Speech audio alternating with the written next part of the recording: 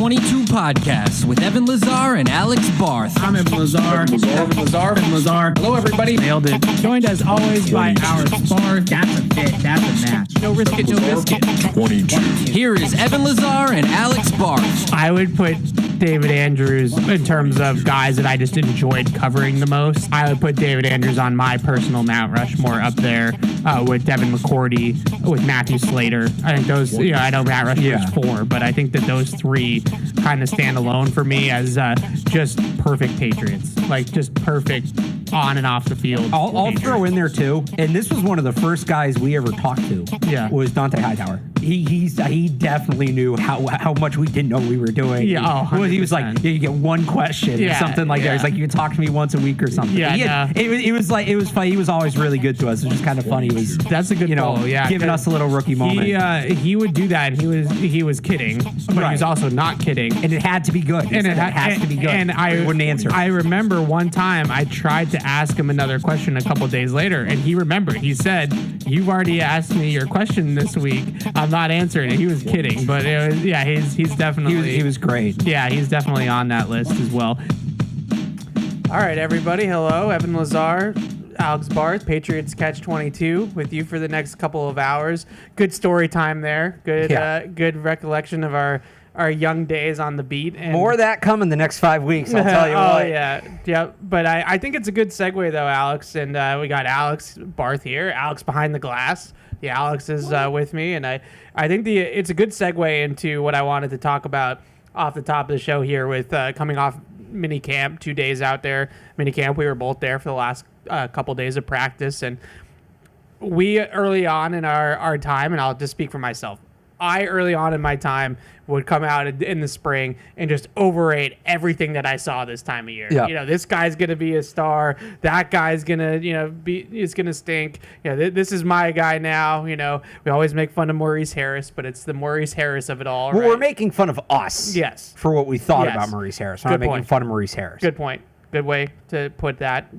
So I get that. There's that element of this whole time of year, as always, but the other thing, just along those lines, like, I really want to drink the Kool-Aid with this team right now because I am excited. I am optimistic about what they've put together. They had a really good offseason. Good draft, good free agency. They had a good spring. I thought the practices were as energetic and just people buying in, and there was energy, and there was buy-in, and there was competitiveness. Even during the team drills, towards the big portions of practice there during the team drills, where you have offense, defense on the field, and everybody's off to the side that isn't playing, and everyone's watching. Like, there was a great energy and back and forth to what they were doing. I'm sure that tone is obviously set by the head coach and his energy and his enthusiasm, which is infectious. And I have the glass of Kool-Aid is like on the table, right? Like, I poured it.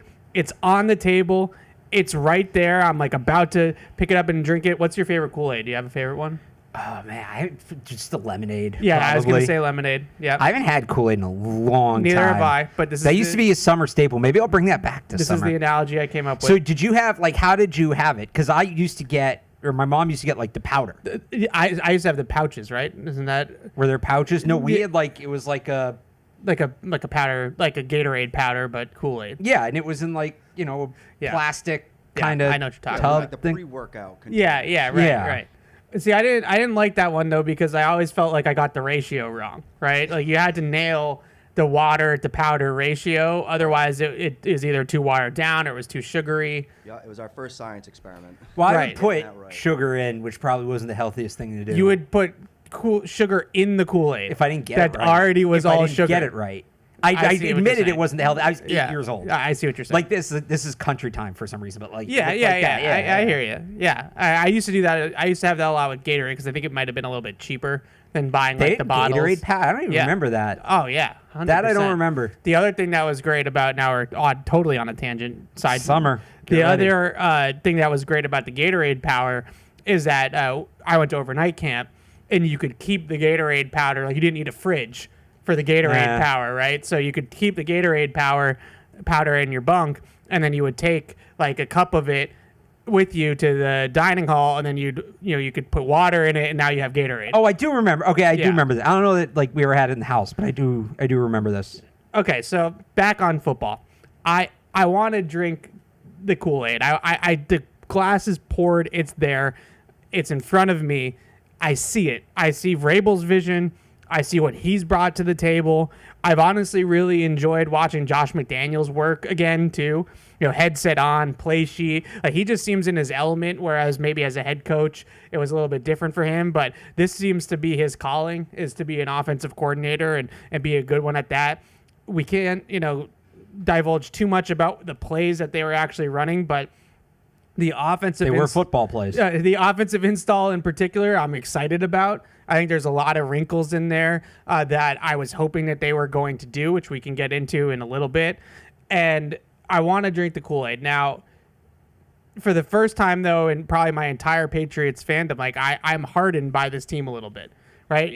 Everyone knows what they've been post-Brady. They have one playoff appearance in 5 years. They're 33-51 with one winning season since Tom Brady walked out the door. So as much as I want to drink it, my guard's up. My guard is legitimately up about everything. But at the same time, if I just trust my eyes and what I'm seeing, Drake May made progressive strides throughout the entire spring, where he just got better and better with every practice, and you could see the comfort level improving. And he even said, which I thought was awesome, it's exactly what you want to hear your quarterback say, I don't want to leave. He literally said he doesn't want to leave because they're making so much momentum here in the spring. So as much as my guard is up, my spring guard is up because I don't want to, overrate practices and shorts and a T-shirt. And we obviously know what this team has been the last couple of years, so my guard is up because of that. But this is as optimistic as I've been, specifically, I would say, about the offensive side of the ball in quite some time with this team, because I really feel like by the end of the spring, you were starting to see some real great signs about what this offense can be, especially from Drake May and Josh McDaniels. Yeah, I'd say for me, I don't even know if it's like being hardened by the team as much as it is I don't want to overcorrect and, you take so much from the spring and what does it amount to? And I also don't want to sit here and be that guy well, actually, none of it matters. Yeah. Right? Because there are bits and pieces that matter. You pick through it. I don't know that my level of optimism is about the same. I like the moves they made this offseason. I whether it be coaching, whether it be players, I think they did. I think I gave them a B, right? I think they did just about everything they could do. The veteran wide receiver market was the one thing that I was maybe they could have done. But overall, really solid, especially from where they were to where they are now, is a significant improvement. So but for me, it's just I don't know how much I saw. I guess the coaching stuff was more validated. The player stuff, they're not in pads. We're not really sure. But that's not to say I don't feel good about it. I do. I felt good about it going in. Yeah. So the spring didn't change a ton for me, other than maybe like you said, seeing how Vrabel goes about his business, seeing Josh McDaniels work again. Those were probably the biggest takeaways for me. Well, I agree. And I think the hardest part about this job this time of year is determining what's real and this is the spring and there's no pads and there's no contact and we're in shorts and T-shirts. But one of the biggest things that I think is really important this time of year is procedural stuff. Are they getting in and out of the huddle? Are they lining up correctly?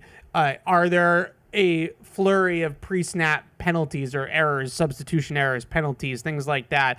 Are guys jumping off sides all the time? There was a little bit of that yesterday. I thought it got a little bit loose in practice yesterday. But for the most part, out of the 5 practices that we saw in the spring, it was really clean.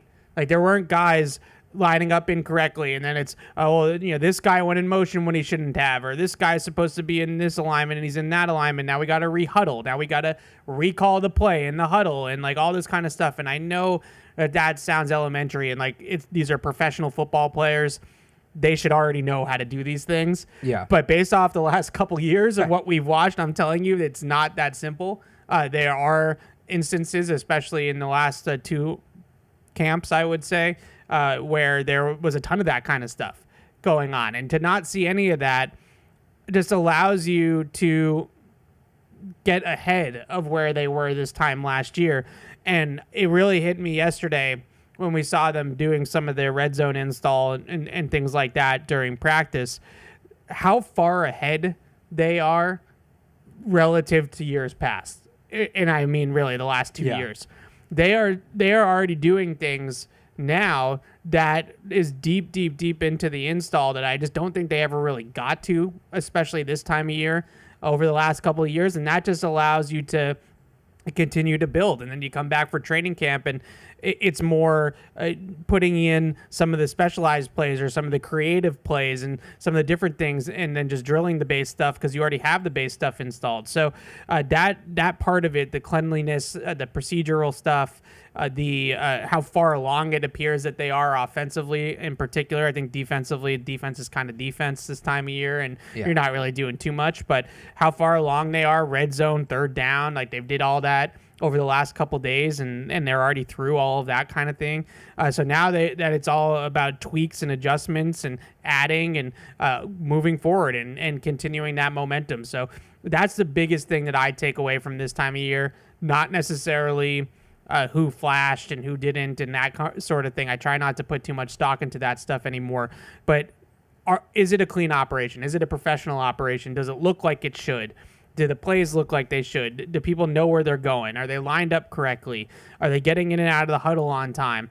There was a time yesterday where they were a little slow getting out of the huddle, and Vrabel was like yelling at them, like, let's go, right? So those attention to detail things are definitely back with this football team, which is really encouraging. That's what you want this time of year. Yeah, and it people would ask me, like, well, does it feel different than last year? And it, I was kind of saying, yeah, I mean, yes and no. It's just so early. How do you know? But I do remember one of the first things last year that was a little head scratching was like we've covered enough camps that we kind of know when you sort of take the jump to the next step in any various number of ways. And it felt like at times they were maybe a little behind schedule with the install. Now that was more in the summer than the spring, but to see them get into red zone and get into third down right away in minicamp is like, okay, here we go. Like they're taking that next step. So the operation from that macro standpoint, and then to zoom in a little bit more, like you said, getting in and out of the huddle, the substitution stuff, things like that. I think there were a few penalties yesterday that maybe went uncalled, but overall, penalty-wise, a very clean spring. Like that kind of stuff is how you tell that they're making progress. Yeah, so all positive things, all good things. Now, I'll do a little bit of a compliment sandwich here. All that was really positive for the first 13 minutes of the show, and I meant every word. I think, like I said, the drink is, the Kool-Aid is poured. It's right in front of me. I just need to see some padded practices before I'm starting to drink it, right? But it's right there in front of me. Now, the one, to make this a compliment sandwich, the criticisms are just sort of the small C concerns, I guess is the better way to put it, that I still have, and I'm still focused mostly on offense right now. I don't know what this offensive line is going to look like. I still am not 100% sure that their line is going to be significantly improved, mainly because we haven't seen it in pads. So like that's a big reason, and I think a lot of this time of year too, when you're not in pads, like it's hard to pass block without pads on. Yeah. You really can't hit anybody.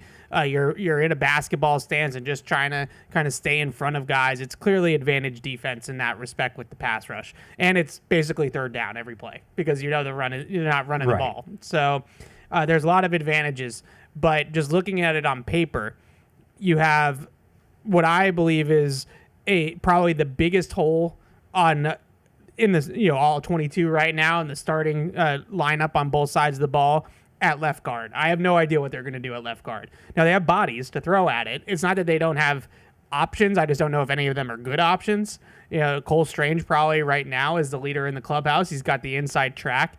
If he stays healthy and all that momentum continues, I do think he's probably going to hold off everybody and keep that job going into the season. But left guard is a giant unknown right now. At center, we probably know what Bradbury is. You're hoping he's gonna just be a serviceable starting center. I don't think anybody's thinking that he's gonna be anything more than that. Yeah. So those are two spots on your interior. Morgan Moses is 34 years old. Just is what it is. Yeah. Will Campbell's a rookie, is what it is. He's a highly drafted rookie, and you hope that that means that he's seamless, but he's a rookie at the end of the day. And then there's Big Mike, who is Big Mike, right? So you put all this together, and that's my biggest concern with this team right now. We know what it looks like when the offensive line is so bad that you just can't really function offensively. I don't know if we're going to get to that point. Hopefully we don't. But right now, if I had to say what's my biggest concern on this team, it's still the offensive line. Yeah, there's still a lot of unknowns there. And look, I think I was talking to somebody about this yesterday. Like, I think they're in a much better spot on the offensive line than they were last year. I think they're significantly improved. But I still think that there are concerns with that group. Both of those can be true. Yeah. It's more just kind of an indictment on where they were last year with it. Right. But they have, like this time last year, what you just did at left guard, right? We don't know. And I think even to say Cole Strange is the favorite, like he was out there a good amount in the spring, but he was kind of out there by default. Yeah. They weren't really, City So was playing on the right side because Mike Onwenu was limited, and Wes Schweitz, who's always since retired, wasn't out there. Tyrese Robinson missed a couple practices. Had his moment, but yeah. But he wasn't out there, so we don't know. Would he have been out there? Right. Lane Robinson's the one guy that it just kind of seems like clearly isn't getting the work. But, last year we were doing that at both tackle spots. Yeah. Right? Who are both tackles going to be? And you at least know going in. Like, nobody's questioning. Where's Morgan Moses at 34 years old is a fair question. But we know he's proven he can be a starting caliber right tackle in the NFL. Will Campbell, it's based on potential, but he was the 4th overall pick for a reason. He's a very technically skilled guy. Like, you're looking at upside there.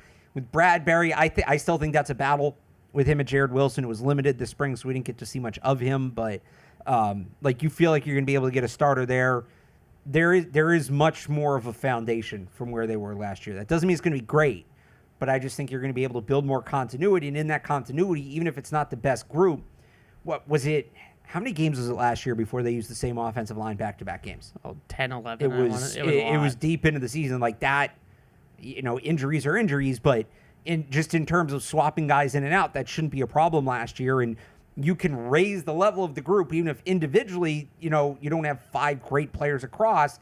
If you get guys that are consistently out there working together, starting in camp and going through the season, that can make the group better. I know Keegan Stiefel from Nesson has it, so I'll find the stat. Yeah, well, he was charting it every week last year. It's a good point that with continuity and hopefully the same set of 5 guys and see it through the same set of eyes and all that good stuff, that the talent level could be better than this. Was that saying that the whole could be better than the sum of the parts? Better than the sum of their parts. Yeah.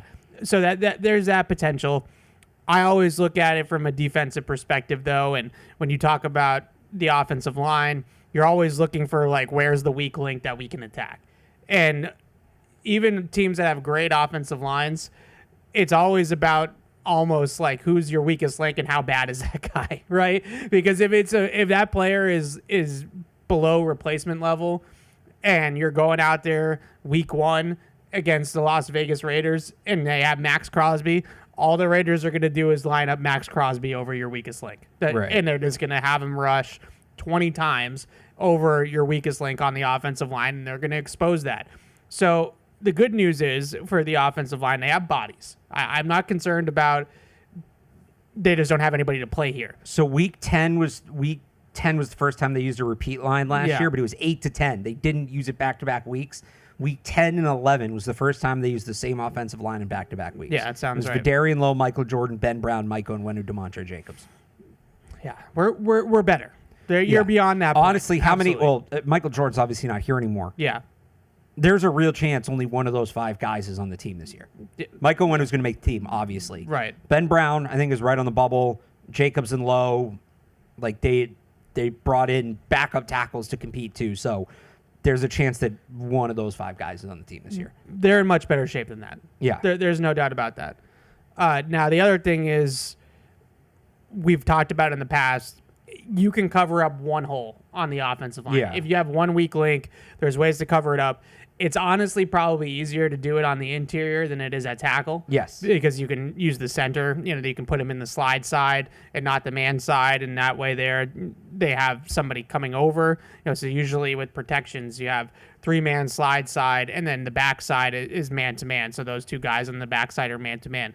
So if you have to put Morgan Moses and Mike Onwenu one-on-one for a little while and then kind of have the left side be the slide side, now you can't be that predictable. You have to change it up, and the front also dictates like where you're sliding and where you're man-to-man and all that kind of stuff. But in general, if that's like the rule of thumb, then they can cover up for a left guard that isn't the best.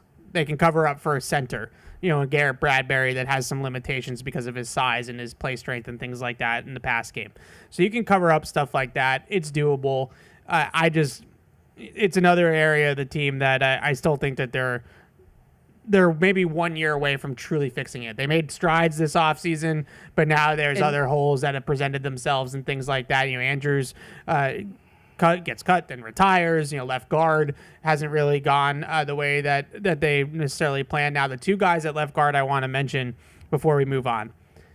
Caden Wallace, who saw some reps at left guard during minicamp, which I don't think is a small thing. I think that's actually something we should focus on, because coming out of college at Penn State, there were a group of people in the scouting community and in the media who felt like he was a guard in the NFL and not a tackle. He was one of those tackle to guard converts types of guys.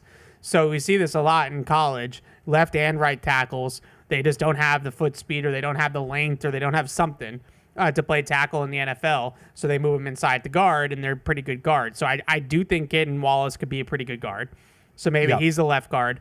And I'm still holding out hope. We didn't see him much this spring. He's limited with something.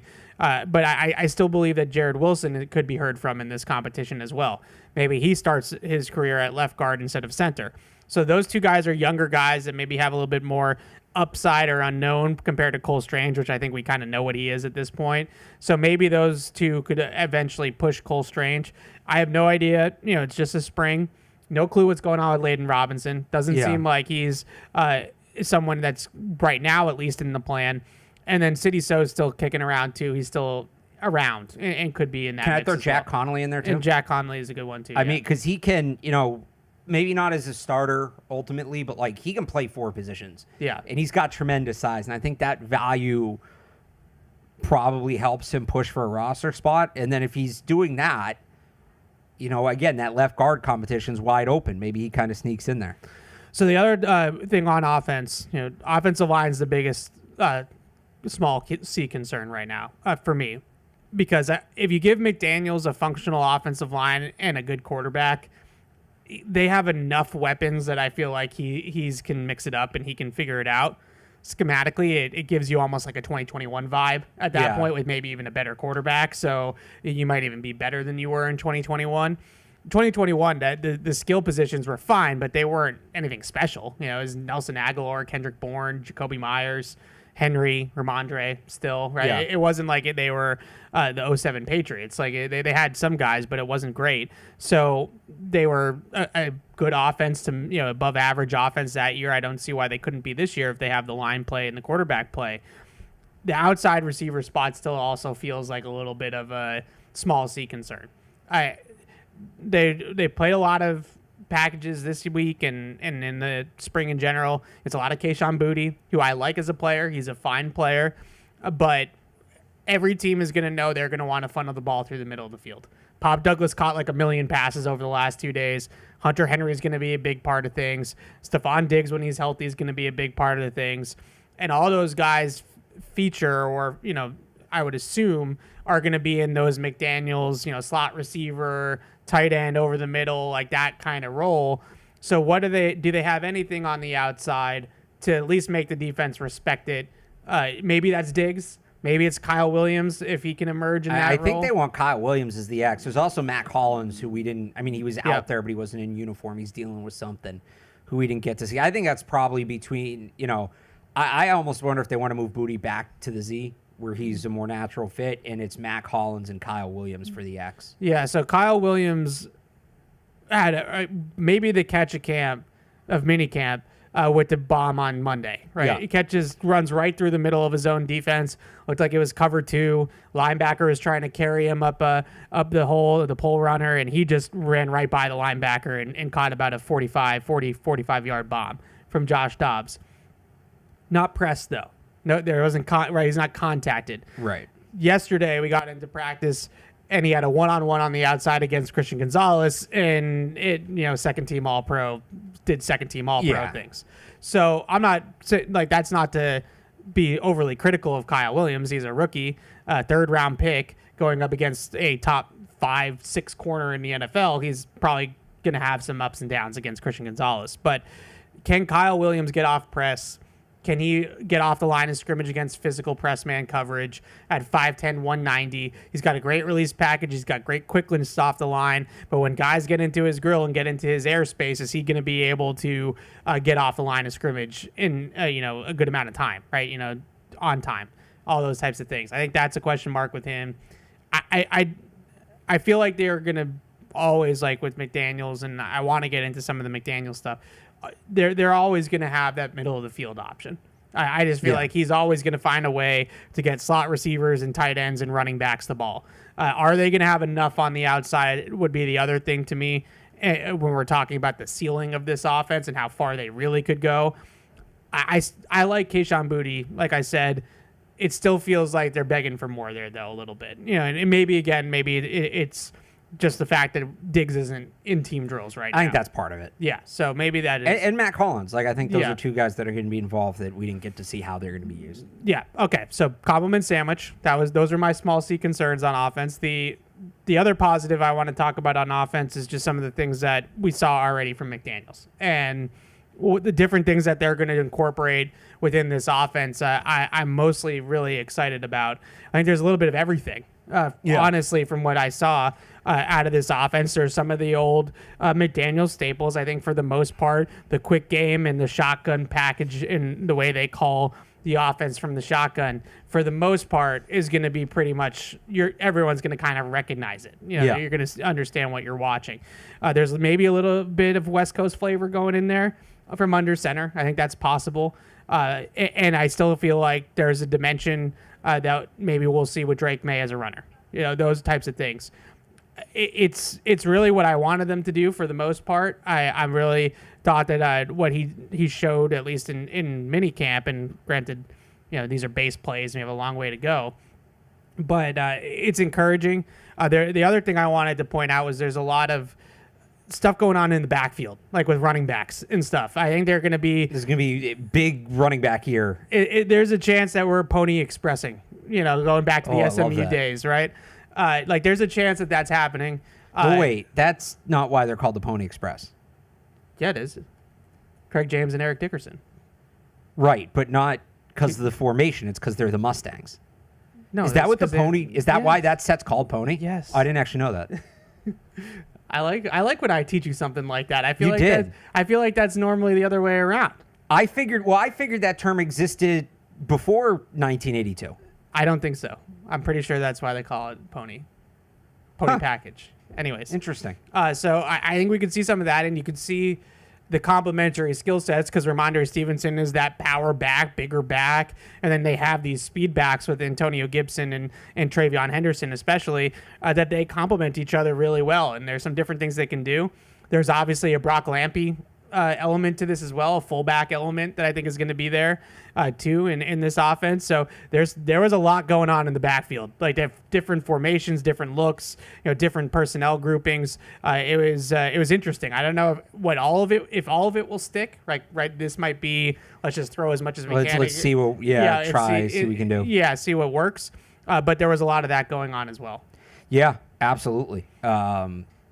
This is what we talked about when they hired McDaniels. There's big variation. Saying the Josh McDaniels offense doesn't really mean anything because there are so many different iterations of it, and he looks like he's ready to empty the bag. Yeah, absolutely. That's my compliment sandwich. I want to talk about a bunch of other things from minicamp as well. So keep it going here, and then we'll take your calls and emails. See the emails, I see the calls. We'll get to those in a few minutes, I promise. But the other big talking point or storyline that we got to touch on coming out of minicamp is Stefon Diggs. And seeing Stefon Diggs really for the first time, we saw him at that OTA, right, last week. So we've seen 3 practices now of Stefon Diggs. And I'm just talking about the football.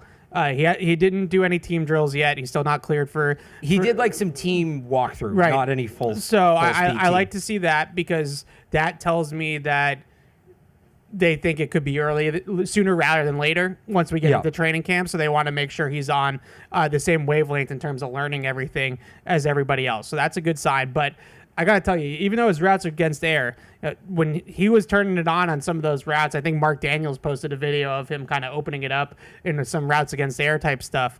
And he looks great. I mean, his leg, the injured leg is clearly smaller than the healthy leg still. He's still got to add some muscle mass back to that leg. But the twitchiness and the explosiveness look like Stefon Diggs to me. Like he looked really good moving out there, especially relative to how close he just tore his ACL in October, and he looks miles ahead of other guys that we've seen in this position. So he said his goal was to be ready for Week 1. I'm not ruling it out. I think there's a real possibility that he's ready for Week 1 based off of what we've seen. Look, yeah, he's not 100% yet, but he's got 3 months, right? Yeah. To get there, and he doesn't seem very far away. So, he looks like a guy that could play Week 1, certainly. Yeah, so that was good. He talked yesterday for the first time as well since in this spring, since his introductory press conference. Goals to be ready Week 1. I thought the other thing that stood out besides all the other stuff was the fact that there's a lot of overlap for him from Brian Dable, which I think you probably could have guessed, but right, that helps. It definitely helps. He said there's some of the terminology is slightly different, but for the most part, the concepts are the same. So they might call it something different here than Brian Dable called it, but he's still running the same route. It's still the same mechanics of the route, whether there's an adjustment or there's a sight adjust or whatever the case may be. It's all the same. So that's good. I think he'll pick it up quickly. Looked good out there. That could be the missing ingredient. Maybe that will make me feel better about the whole outside receiver thing that I was talking about earlier. So that's Stefon Diggs. There's one other thing on offense that I wanted to bring up. Oh, yeah. There's some scuttlebutt, some talk about Pop Douglas and where does he fit into this whole equation. Well, he fits. I'll tell you that. He certainly fits. Could he get effed and chisholmed, and could he be a surprise cut candidate, if you will, like all those talk radio things that we do? That's not happening. No. I don't think that's happening. I think that is, we basically ruled that out this week, in my opinion. Now, he is a jitterbug slot receiver in non-padded practices, so he should look great. This is his time to shine. Like, this is basically glorified flag football. He should be a stud in these types of practices, but to his credit, he was awesome for 2 straight days. And we've seen it translate when the pads come on before, so it's not like we have nothing to go off of. He looked exactly at home in the McDaniel slot receiver role, all those slot routes. And one of the things that really impressed me watching him run routes this week was how well he was adjusting the route based off the coverage. And all those routes on the inside have a bunch of options on them, and you're reading leverage, you're reading man zone. 2 high, you're sitting here. 1 high, you might be sitting someplace else. You're breaking away from man. You're reading leverage. So if the defender is outside of you, you're breaking inside. If he's inside, you're breaking outside. Like all that kind of stuff. And he was doing all of it pretty seamlessly. And they were finding matchups for him. He's getting on linebackers and stuff like that in the middle of the field. It looked like Edelman, Welker, Troy Brown, Deion Branch. Like, it looked like all those types of guys doing it at a really high level. He was open for 2 straight days pretty much all the time. And that was really good to see. Pop Douglas is a lock on this team. Yes. Right? He always was. But I'm not wrong to say that there were people that were There trying were to make people it a saying thing. that. Those people were wrong. Yeah. Okay. Yeah. I'm glad we've established that. So those are my offense things. Is there anything I missed? I tried to jot these all down and make sure we got to everything. Josh Dobbs had a couple nice throws. Josh Dobbs is a classic veteran backup in minicamp. Like, Brian Hoyer was the same way. I was going to say, he's training camp Brian Hoyer was legend, MVP. One of the most fun things I've ever seen. Yeah. Training camp Brian Hoyer stands alone, but yeah. Dobbs definitely has some of that where he'll go out there and sling it. He had the deep throw to Kyle Williams. Yep. I don't remember what it was. He had one yesterday. It wasn't deep, but he'd fit the ball in like a really tight window that, again, you're probably not testing, but he's testing it because it's practice and he knows his role. And looked fantastic. I thought he had a couple bad picks as well, but I thought he's got more live than arm than maybe I thought. It's always the guys like Josh Dobbs who have a little bit of time in the league and a little bit of confidence, and also just like they don't give an F. Like Yeah. if Josh Dobbs throws a pick in this practice, does he care? No, he doesn't care. Like yeah, he cares, but like it's not like there's no Right. pressure on Josh Dobbs to avoid turnovers and things like that. So a lot of these veteran backup quarterbacks in these practices, they just rip it. They just rip it, and all of them can throw. Like they're all NFL quarterbacks, so they all have all good arms, and they can all put it there and all that kind of stuff. Especially when it's glorified 7-on-7, and there's really no live pass rush. So yeah, he did make some good throws. None of them rip it like Brian Hoyer. No. He come out with the dark visor No. and just Brian Hoyer, and I say practice this, squad Brian, or not practice squad, training camp Brian Training camp. Hoyer was me playing Madden. I say this a little bit tongue in cheek, like training camp Brian Hoyer had some moments that were like Brady-esque, right? Like obviously Brady was Brady, but like there were times where Brian Hoyer would make just as good of a throw. Like you were just like, wow, that was an absolute dime. Now Brady would make that throw like 10 times in a row, and Right. that was the difference. But like, yeah, Brian Hoyer is definitely all training camp team. Josh Dobbs might be close. Josh Dobbs has some moments. He can put the ball. He can put the ball on guys. Yeah. He can. Absolutely. Good point. Really quickly, also before we move on to the defensive side. Running back. Running back's interesting. Travion Henderson and Antonio Gibson feel redundant. Now, there's still a role for both those guys. Right. That's not necessarily a bad thing. Because they need to carry at least 3. But I was playing around with the roster projection. I know you're playing around with the roster projection as well. Between Gibson, Henderson, Larison, like those 3 guys are probably the most likely.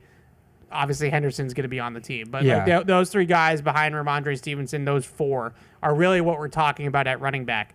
Those 3, Gibson, Henderson, Larison, kind of are very redundant, very similar to each other. Do they have room for all 3 of those? Because when I was doing the roster projection, I wasn't sure if they needed to carry 4. I mean, I don't think it's a guarantee that they keep all of them, but I certainly think they have room, especially, if you keep a guy like Marcus Bryant or Jack Conley or Caden Wallace can play some guard. Like, that saves you an offensive lineman. How many safeties are they really going to keep? Maybe we didn't really get to tight ends. I'll use this as an excuse to talk about tight ends. Yeah. They may only keep 2 tight ends right away. Yeah. Because nobody from that third tight end group emerged this spring. And look, there's still a ways to go, but just looking at it, if, between C.J. Dupree, Jaheim Bell, G. Scott, and Jack Westover, and I think Westover got a lot of run. I'm not rolling any of those guys out, but none of them really had any moments in the spring. You're probably not going to keep all 4 on the practice squad, but you can get 2 of those guys to practice squad, maybe 3. Yeah. And you can just elevate as you need, and eventually a roster spot will open up. So, if you're only going to keep 2 tight ends to start, the 4th running back makes a lot of sense. When I looked at tight end, I did feel the same way. Do you need to keep all those guys on the roster? There's so many, with all the new rules with the practice squad, with the elevations and all that stuff. If you really feel like you need a 3rd tight end on game day, it's pretty easy to just elevate that player now from the practice squad for the short term. And then unfortunately, there's always injuries and IR stints and things like that open up roster spots if you feel like you run out of elevations and you need to put that guy on the 53-man roster. So there's definitely ways to go with that. But I agree. I didn't feel like any of those tight ends really separated themselves, where if you're going to be the 3rd tight end on this team, you're going to have to earn that role. It's not like just we need to have 3 tight ends, so we're just going to put this guy on the team. You're going to have to earn it, especially with the flexibility from the practice squad now. I'll give my guy C.J. Dupree training camp because he's a pads-on guy. Right. He's a blocker. He's an inline tight end. I don't know if this time of year is really C.J. Dupree's time to shine. Probably not. But I didn't think any one of those guys stood out either. So the way I look at it, Henry Hooper definitely on the team at tight end. And then Brock Lampy, if they want to have a fullback package, there's only one fullback on this team right now. And that's what it felt like. I compared it the other day to in lacrosse in high school when I was on JV. We only had one goalie. So there was no debate about who was going to be the starting goalie. There was no competition because we only had one goalie. So every single time they called the fullback on the field, there was only one guy on the 90-man roster that was running on the field, and it was Brock Lampy. So, maybe that's the way they go there with the tight ends and running backs. It's a numbers game there as well. So moving over to the defense, my biggest takeaway on defense from this camp and this spring, the health of Christian Barmore, and in a good way. Yeah. Christian Barmore looks like he's in great shape. He looks like he told us that green light, full go. He's got no limitations whatsoever. If they have 2023 Christian Barmore, not even thinking about him next to Milton Williams and him next to Keon White, like just Christian Barmore in a vacuum going back to 2023 form is absolutely huge for this team. Not that I doubted that he was going to be a full go, but you still were a little bit wary with what happened, with the blood clots last year. That's no joking matter. That's a very serious thing. But it was great to see him, and he looks like he's in great shape. Running all around the field, chasing down plays, getting in the backfield, of course, like we know he can. So that's a huge development. And the two of those guys, him and Milton Williams, were attached at the hip the entire spring. Like those guys were the two interior starting defensive tackles from wire to wire this spring, and they would run on the field together, and they run off the field together. They're becoming friends, I'm sure. But it was great to see Barmore as a full go, and I think he looks like his old self, which is great development. Yeah, there was no ramp up. There was no. I mean, you wouldn't know just watching practice that this was a guy that went through a major medical issue last year. So that was my big takeaway too. Well, that was one of two I had on defense. He looks good. He looks healthy. He looks ready to go. I don't know what your other one is, but my next one was the best player on the field for the spring, Christian Gonzalez. Easily the best player on the team throughout the entire spring. That's not surprising. He was a second-team All-Pro last year. He is the best player on the team. Yeah. Until maybe Drake May takes that next step, he's going to be the best player on the team. And he just looked, I would say, almost even better than he did last year. I think the one thing that he's added maybe to his game is he's making a lot more plays on the ball. Now, maybe that's just because he was being tested more, because Drake May said he wanted to kind of test him and he didn't want to let him off the hook by not throwing his way and things like that.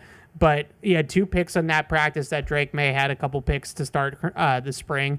Yesterday, we actually posted it on Twitter, on Patriots' Twitter handle, just a beautiful over-the-shoulder, one-handed interception staying over the top of a go route by Kyle Williams. He just looks like he's maybe ascending from second team to first team All-Pro conversation. I was saying this yesterday on Patriots Beat, like the next step, like he's already in the conversation of, is he one of the best corners in the league? Is he a top 5 corner in the league, right? Which I think he is, but people have that conversation. So what's the step up from that? Yeah. Well, is he the best corner in the league? Yeah. And is he, like, if he takes that step, holy cow, right? And it's Surtain right now, right? I don't think that's a hot take. No, 100%. How big is the gap between him and Surtain, or at least based off last year, how big was the gap between him and Surtain, and do you think he can close that? I've said this before. Well, I don't know if you want to answer that, but it's fun because they're similar players. Yeah. Christian Gonzalez has talked about Patrick Surtain being sort of an idol or like an example for him, that a guy he's studied and a guy he's followed his career. So they really play a lot of the same way. They're both man coverage guys. They're both guys that can travel and just take out your best player, your best receiver. So I'd probably give the experience and the edge a little bit to Surtain. But the only thing that I felt like was missing from Christian Gonzalez's game, and it wasn't like a huge criticism or anything like that, but could you make some more picks, more plays on the football? On the ball. So that's what I wanted to get to, is you mentioned, is he getting more plays on the ball in the spring? He's getting tested more. I think that's part of it, certainly. Yeah. But I think the other thing is there really was no need to throw near him last year. Yeah. And now you get Carlton Davis on the other side, Marcus Jones fully healthy, ideally in the slot, Kyle Duggar, Jabril Peppers fully healthy. And by the way, Craig Woodson looks really good in coverage too. Yeah. Really good in coverage specifically. So there's going to be more times where teams are going to have to throw in his direction because they're not going to want to test these other guys. So I think he will have an opportunity to make more plays on the ball this year. Yeah, he certainly showed that this spring, and it was around the ball a lot. You look at his box scores, from a charting perspective last year. Like there are games where he's targeted once, targeted 3 times, two times. I think the one game where he's targeted a bunch was that Cardinals game with Marvin Harrison Jr., and he locked them down. So you look at those types of games, and it's like, well, he just doesn't have the opportunities to make picks on the ball. Like they're just, if you're only getting targeted once or twice a game, you're just not. It's not going to have a ton of opportunity. Weren't people mad? I'm trying to remember this. Wasn't he like one of the most targeted corners in football last year? And people were like, "Why is he being targeted so much?" But he had like the lowest He might have been targeted a completion lot percentage. because they played a ton of man. You know, 84, he was the 23rd most targeted, but among qualified corners, where's completion percentage? I think it was really low. top 10. I would guess. Like 10th, yeah, tied for 9th, Yeah. 54.8. So, like, I don't mind if his targets are high. Target him all you want. I don't Yeah. care. If he's not allowing completions, great. Yeah. Awesome. when you play a lot of man coverage and you're man to man on the number one guy, they're not going to just not throw to their number one receiver. It doesn't happen very often. Like you have to Right. be really. That's prime Revis, Right. It's like kind of thing. right. But Or like you played Cincinnati week 1, they're not going to just not throw the ball to Jamar Chase. Like they're going to try to throw it to him, even if Gonzo's on him. Right. But that's Revis was that guy. Or remember when teams just didn't throw at Nnamdi Asomugha for like 2 years Yeah. off reputation? Yeah. And then 1 year they're like, hey, maybe we should throw at this guy again and see. And then it turned out he didn't have any more. So yeah, Gonzalez was 23rd in targets, and he was 36th in catches allowed. It's a fun. It was a fun answer by Drake May and a good point by him of. He's going to see some targets in the season. So if I'm just afraid to throw it to his side of the field all of training camp, I'm not helping him get better. Right. And it doesn't help me get better because it's going to be great coverage, and I'm going to have to put the ball on a platter for my guy. And so it's that whole iron sharpen iron thing. And it's good that those two are going back and forth a little bit. So Barmore and Gonzo, arrow up, looking good on both those guys. The other item I wrote down here, not quite compliment sandwich style on the defense, but similar. The third down pass rush. I think we saw a little bit more of what they have in store for it over the last couple of days. They were in third down a little bit more, it felt like. So I do think that they're going to get into some of those, 5-man like mug looks and things like that a little bit more. They did a lot of overload in Tennessee where they would still be in a 4-down line, but they have 3 guys to one side of the center and overload that side, and then you're gaming and picking guys and stunting and all that good stuff to get guys free. But maybe they have a little bit more of a blitz package that we saw yesterday, especially. I would say they kind of turned it up a little bit after the offense had a good day on Monday. Vrabel said pre-practice they did a lot of 3-man rush from the red zone, drop 8 in the red zone, and Drake May was just kind of standing there with all day. So yesterday they did the opposite. They kind of came after him, and the defense got a little bit of a leg up there.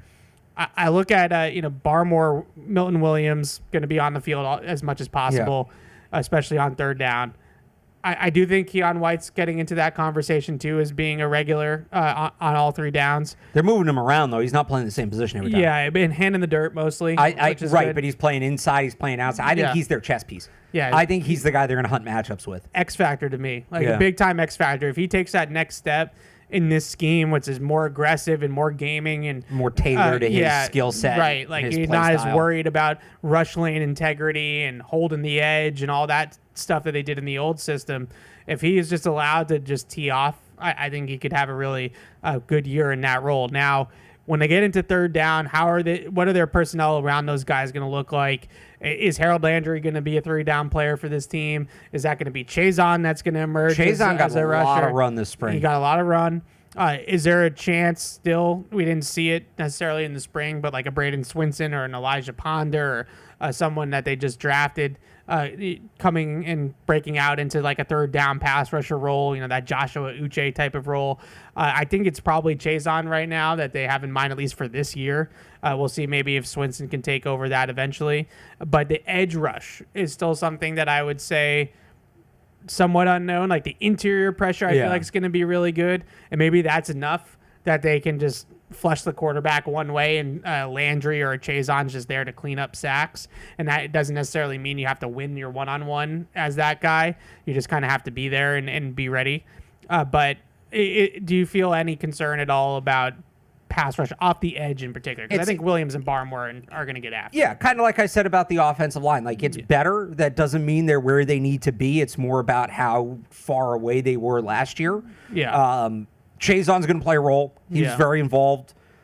We didn't see a ton of Braden Swinson, but that's another guy I'll be interested to see more of when the pads come on. Yeah. I hope they find a role for Anthony Jennings. I really do. He didn't really have much of one in the spring, and it is kind of square peg round hole with this defense with him. We've talked about this, but I just think he can play. But they have, and Did I mention Landry? Like, Yes. and they have Landry. So, like, they have guys that can compete there. I don't know that they have, like, we've talked about them getting that coverage dictating wide receiver for so long. That same kind of concept exists on defense.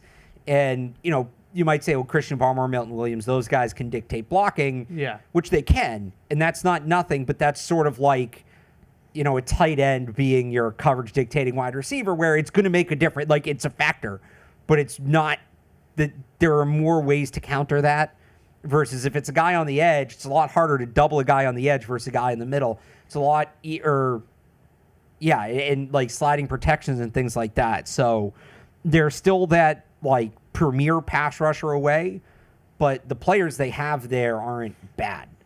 I just don't know that they have that guy that is, you know, they don't have their Matthew Judon. There's a little bit of that with this roster right now, and I don't. Yeah. In a better way than it sounds, because unlike last year, like you're bringing up earlier with the tackles, where we didn't know who their starting tackles were, and that was not good. This year, you know, I would say 20 of 22 starters or 21. Like really, left guard's the only spot that I'm not really sure who's starting right now at that spot. Maybe you could make that case for X receiver. That's sort of still up in the air. Other than that, I pretty much know who's starting everywhere on this team right now, it feels like. Now, and for the most part, they're like starting caliber players. Right. The question is are they starting caliber players or are they really like elite players? You know, maybe they're still missing some of that. You know, edge rusher, I think, is one spot. Outside receiver is another spot where they could probably use still a talent upgrade there. I think those are the two. And I mean, we'll see what happens at right tackle, but I think going into when we start 26. Doing the draft, those are the two spots we're talking about. And then the other thing is just depth, and that was the next thing I wanted to talk about. Defensive line depth, inside linebacker depth. Those are two spots that I look at with this team that until we get into the real meat of training camp and we see some of those guys. Now, I thought that there were some flashes. You know, Joshua Farmer, I thought flashed a couple times, especially with getting hands in passing lanes and things like that. Made a couple bad passes down in the spring. I really liked what I saw from Jack Gibbons a couple times. You pointed out a coverage rep he had yesterday running with Javon Baker. He ran with Javon. Yeah, that's like, a linebacker running with 40, an X receiver. 45 yards down the field. That's impressive. Yeah, with Javon Baker. So maybe he's a guy that steps in there. We saw a lot of Robert Spillane and Christian Ellis on the second level. That seems to be the right now the leaders, you know, in the clubhouse to start. Certainly Robert Spillane's going to start. We know that. Whether it's Ellis or if Jelani Tavai comes back, you know, obviously Tavai's been banged up with that calf, so he was there, but he wasn't working out and wasn't participating. That depth can be thinned out really quickly, and I think the same thing with the offensive line. If Will Campbell, knock on wood, if Will Campbell has an injury, you know, you're back into trade. Right, we talked about this. Like, it wasn't just the starters at tackle; they didn't have backups either. Right, so you know that we're still kind of in that mode a little bit. But I wanted to focus on the linebackers because we get tons of questions about depth at inside linebacker and after Spillane, you know, what really is there. They really seem to be optimistic about Christian Ellis. Like I think they think he can be a weak side linebacker, you know, next to Spillane. I mentioned Tavai and Gibbons. After that, you're probably getting into a little bit of gray territory of whether those guys are NFL players or not. Marte Mapu. So what do you make? Like, he's playing linebacker. What do you make of all that? Well, his body type certainly fits it more in this scheme than it did in the other scheme, because you're not in this scheme in theory. The defensive line's getting up the field. They're occupying blockers, and they're getting up the field with that. And so you're not necessarily taking on guards or pullers or fullbacks or whatever in the whole, like, a Jawan Bentley would or a Dante Hightower would or one of those types of guys. So you can be lighter in this defense at linebacker. I've always thought he was a linebacker, like a modern day NFL linebacker, maybe mostly on third downs. But if you can put a linebacker in that spot, you know, a safety body type that's playing linebacker, like a Marte Mapu, just the things that you can do in theory, because of the body type and the skill set. But things that you can do from a coverage standpoint with that player become a lot more flexible. You just do. You know, if you want to play some split safety coverage, for example, like he can run the middle of the field, you know, with a faster receiver, with an inside receiver, with a pass catching tight end. If you want to put him up man to man on a running back, coming out of the backfield. And he has a little bit more coverage upside maybe than a true linebacker like a Tavai would, for example, to cover a decent running back coming out of the backfield. There's just a little bit more that you can do there with him in coverage. Now, I don't necessarily see it in terms of him being like a first and second down run player. I don't know if that will work out. But if he's in the third down package and he's playing at the second level in the third down package, there could be a role there for him. I've always thought that. I've always felt like that's where he belonged. Yeah, it's just a matter of what do they want with that last linebacker spot. Do they want a downhill guy who's kind of counter to what they have to give them a different look, or do they want more depth for the kind of players they have? Because if it's the second thing, it's Mapu. If it's the first thing, it's Tavai. Yeah, it's a good point. Tavai and Jennings are sitting out. We had Jennings on yesterday. He's a good guy, and I like Jennings, but both those guys still kind of stand out to me as holdovers from an old defense. I don't mean old in age. I just mean the old defense in terms of what they used to do. Are they schematic fits in what they're doing now? They're not bad football players. Like they're NFL players. Like they belong in the league and everything. I just don't know if they belong in this scheme. Anthony Jennings, is he a hand in the dirt end? Like probably not. He's a stand-up guy. He's a set the edge guy. Tavai is in that hybrid role that I don't know if that exists as much anymore. So those two guys definitely still stand out. I could hear with Tavai too in terms of that as well. So you're right. If they want to really turn this over at linebacker to just all 230, 225 and under type of linebackers, then that's not him. He's not going to be on the team. But again, I think there's something to be said for having a guy that's maybe a little bit different for certain situations. Yeah, agreed.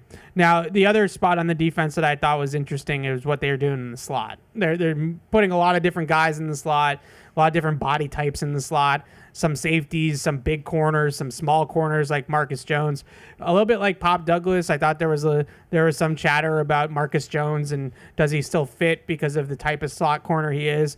I thought he had a really nice spring. I still feel like he's in people's hip pockets all the time in coverage. They used him outside too. Yeah, as a strappy player. So I think Marcus Jones is going to be here. Certainly has a role, whether it's fifth or sixth defensive back / punt returner. That's enough of a role. Josh McDaniels is itching to get him involved on offense too. I also think I think some of that conversation was like, oh, he's in a contract here. Is he going to get a second contract? I don't know, but he'll be here this year. Like he's not a guy you rush off the roster. But I was intrigued by some of the different body types that they were throwing at the slot position. Isaiah Bolden and Marcellus Dial got a decent amount of run inside. Alex Austin. Jabril Peppers got some run yesterday in the slot. Craig Woodson was playing a little bit in the slot at times. So they're clearly, and they've said it, they clearly are looking for somebody to be a big slot and be someone that will be a little bit bigger and have a little bit more sturdiness to him than Marcus Jones. And to me, though, that I don't necessarily know if that's going to be a full-time thing. As more is it's going to be game plan and package specific. Yeah. So if they're going up, play Miami, right? If you're going up against a team that plays a lot of base, like a lot of regular, whether it's two tight ends or a fullback or something like that. So Vegas week 1. Yeah, like you might want to be a little bit bigger. You might want to have a Jabril Peppers in the slot or a Craig Woodson in the slot instead of a Marcus Jones in the slot. Miami's actually one of those teams that does it, and then that's how they win. Is they have the speed on the outside with the bigger personnel on the inside, and it's tough to match up against. So a lot of these teams do that now where they put big people on the field and then they throw out of those big groupings, and that's where they get you. You're in your base personnel. You only have 4 DBs on the field, but they have speed and they have playmaking at receiver still, even with a fullback or an extra tight end on the field. So where they go with that, I think is going to be a lot of mixing and matching, but they're clearly looking to see what's our best combination so that when we want to go to the big nickel look or we want to go to a big slot, who's going to be the big slot and who's going to be the best one for that role. I kind of could see it with Jabril Peppers a little bit. I thought he did it yesterday and did it pretty well. Craig Woodson had a really strong camp. I don't know where they put him, whether he's in the back end or they see him as a slot guy as well. Maybe it's one of those corners that we mentioned too. Who do you think is the best fit for that type of role right now on this team? For the slot corner? Yeah. For the big slot corner. The big slot? Who's the best fit? I mean, I think Alex Austin's the best player, but I think some of that is there's value in he can be your third boundary corner and backup slot / big slot, like counter to Marcus Jones. So that saves you a roster spot. Yeah. But, is he as good in the slot as Marcellus Dial? Probably not, but Dial's not going to give you what Austin gives you on the outside. Yeah. So I think they might end up keeping both of them. Yeah. And Bolden. They might keep 6 corners. I'm not ruling that out. But, and I've said this before, I kind of want to see Isaiah Bolden play safety. I think he'd be good at that. I think Alex Austin makes the most sense. Dial's probably the best pure slot corner of the group, but, if we're talking about somebody to start, if we're talking about somebody to be a counter to Marcus Jones and be depth, Alex Austin, because he can do so much. Yeah, it'd be interesting to see what they go with that, but they threw a lot of different bodies in that position to try to find the best combination, at least to experiment right now with those combinations. So they're going to have a big nickel look, like a 3 safety nickel. It's just whether, who's going to be where is really the question. Who's going to be that nickel player will be fascinating. It's a really cool evolution to me, just to get into like the nickel defender and the slot role a little bit. It's a cool evolution throughout the league of how that position has evolved. The Patriots deserve the credit. Josh McDaniels really deserves the credit. The 2007 Patriots changed everything. They went 11 personnel with the slot receiver, Wes Welker, and they forced teams to put a cornerback in the slot. Well, let's not forget, they were able to do that because the 2003 Patriots changed everything because they were so dominant physically they had to change the rules, which allowed you to send a 5'10" receiver over the middle, which would have been unthinkable before that. So you get 11 personnel, 3 wide receivers. You have the player in the slot. So now the slot corner becomes a thing where they need a man-to-man slot corner that can guard a Wes Welker, that can guard a Julian Edelman, so on and so forth.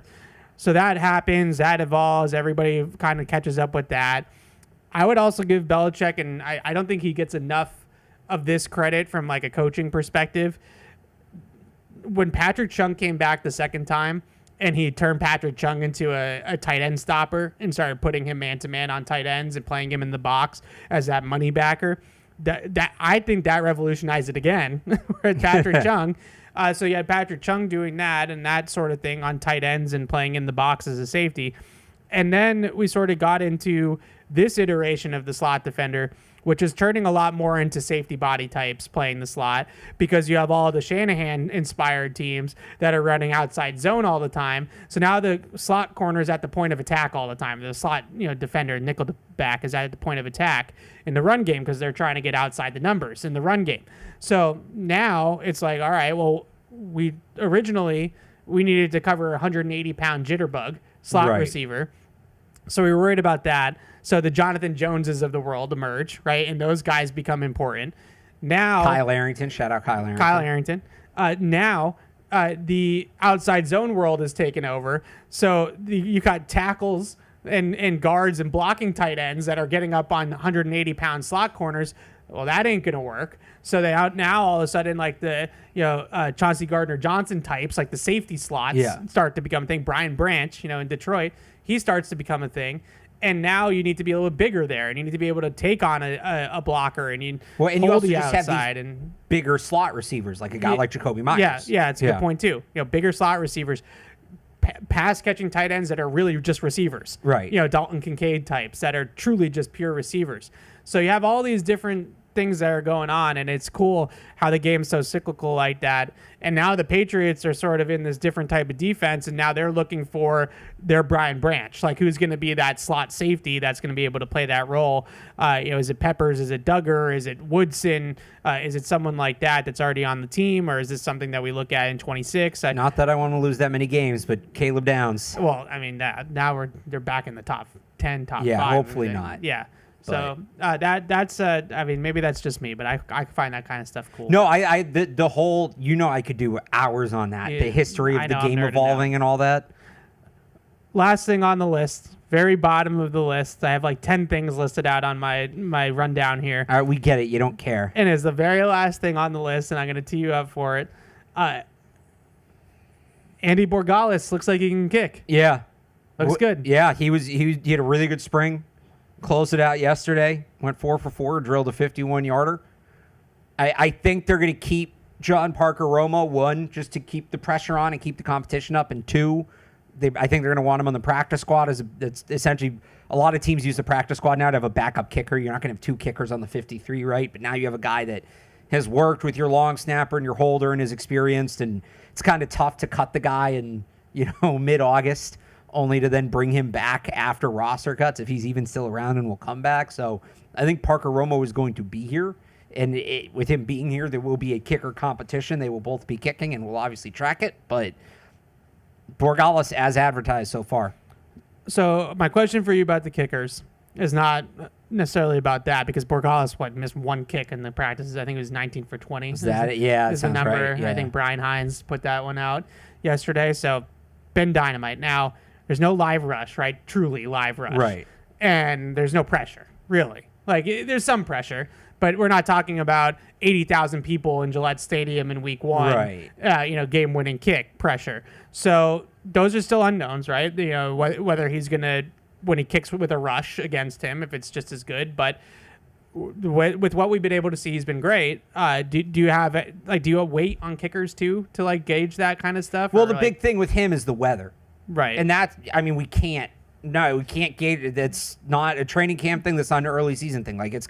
Although who knows the way these Saturdays have been. Maybe we will get to see him kicking 50 and raining in July. Yeah. But that's just good. We're going to have to cross that bridge when we come to it. I said this at the draft. I liked his approach when he was asked about it.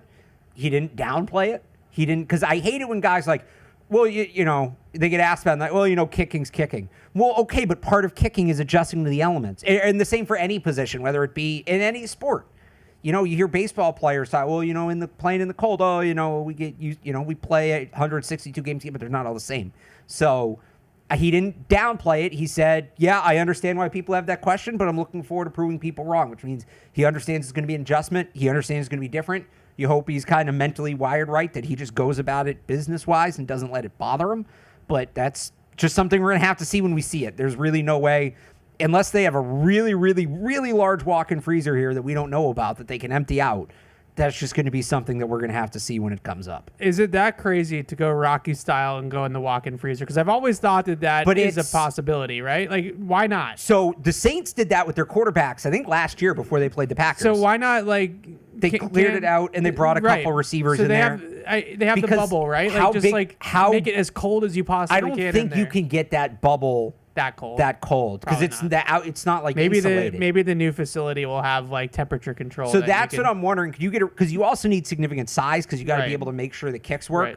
Could you create a golf simulator type room for a kicker where you don't need to see the ball flight because it's track, but you can also get the room really cold, or you put fans on the walls to simulate wind or something like that. Little VR type stuff. Right. Well, they have the VR for the VR, but you have quarterback, to feel it.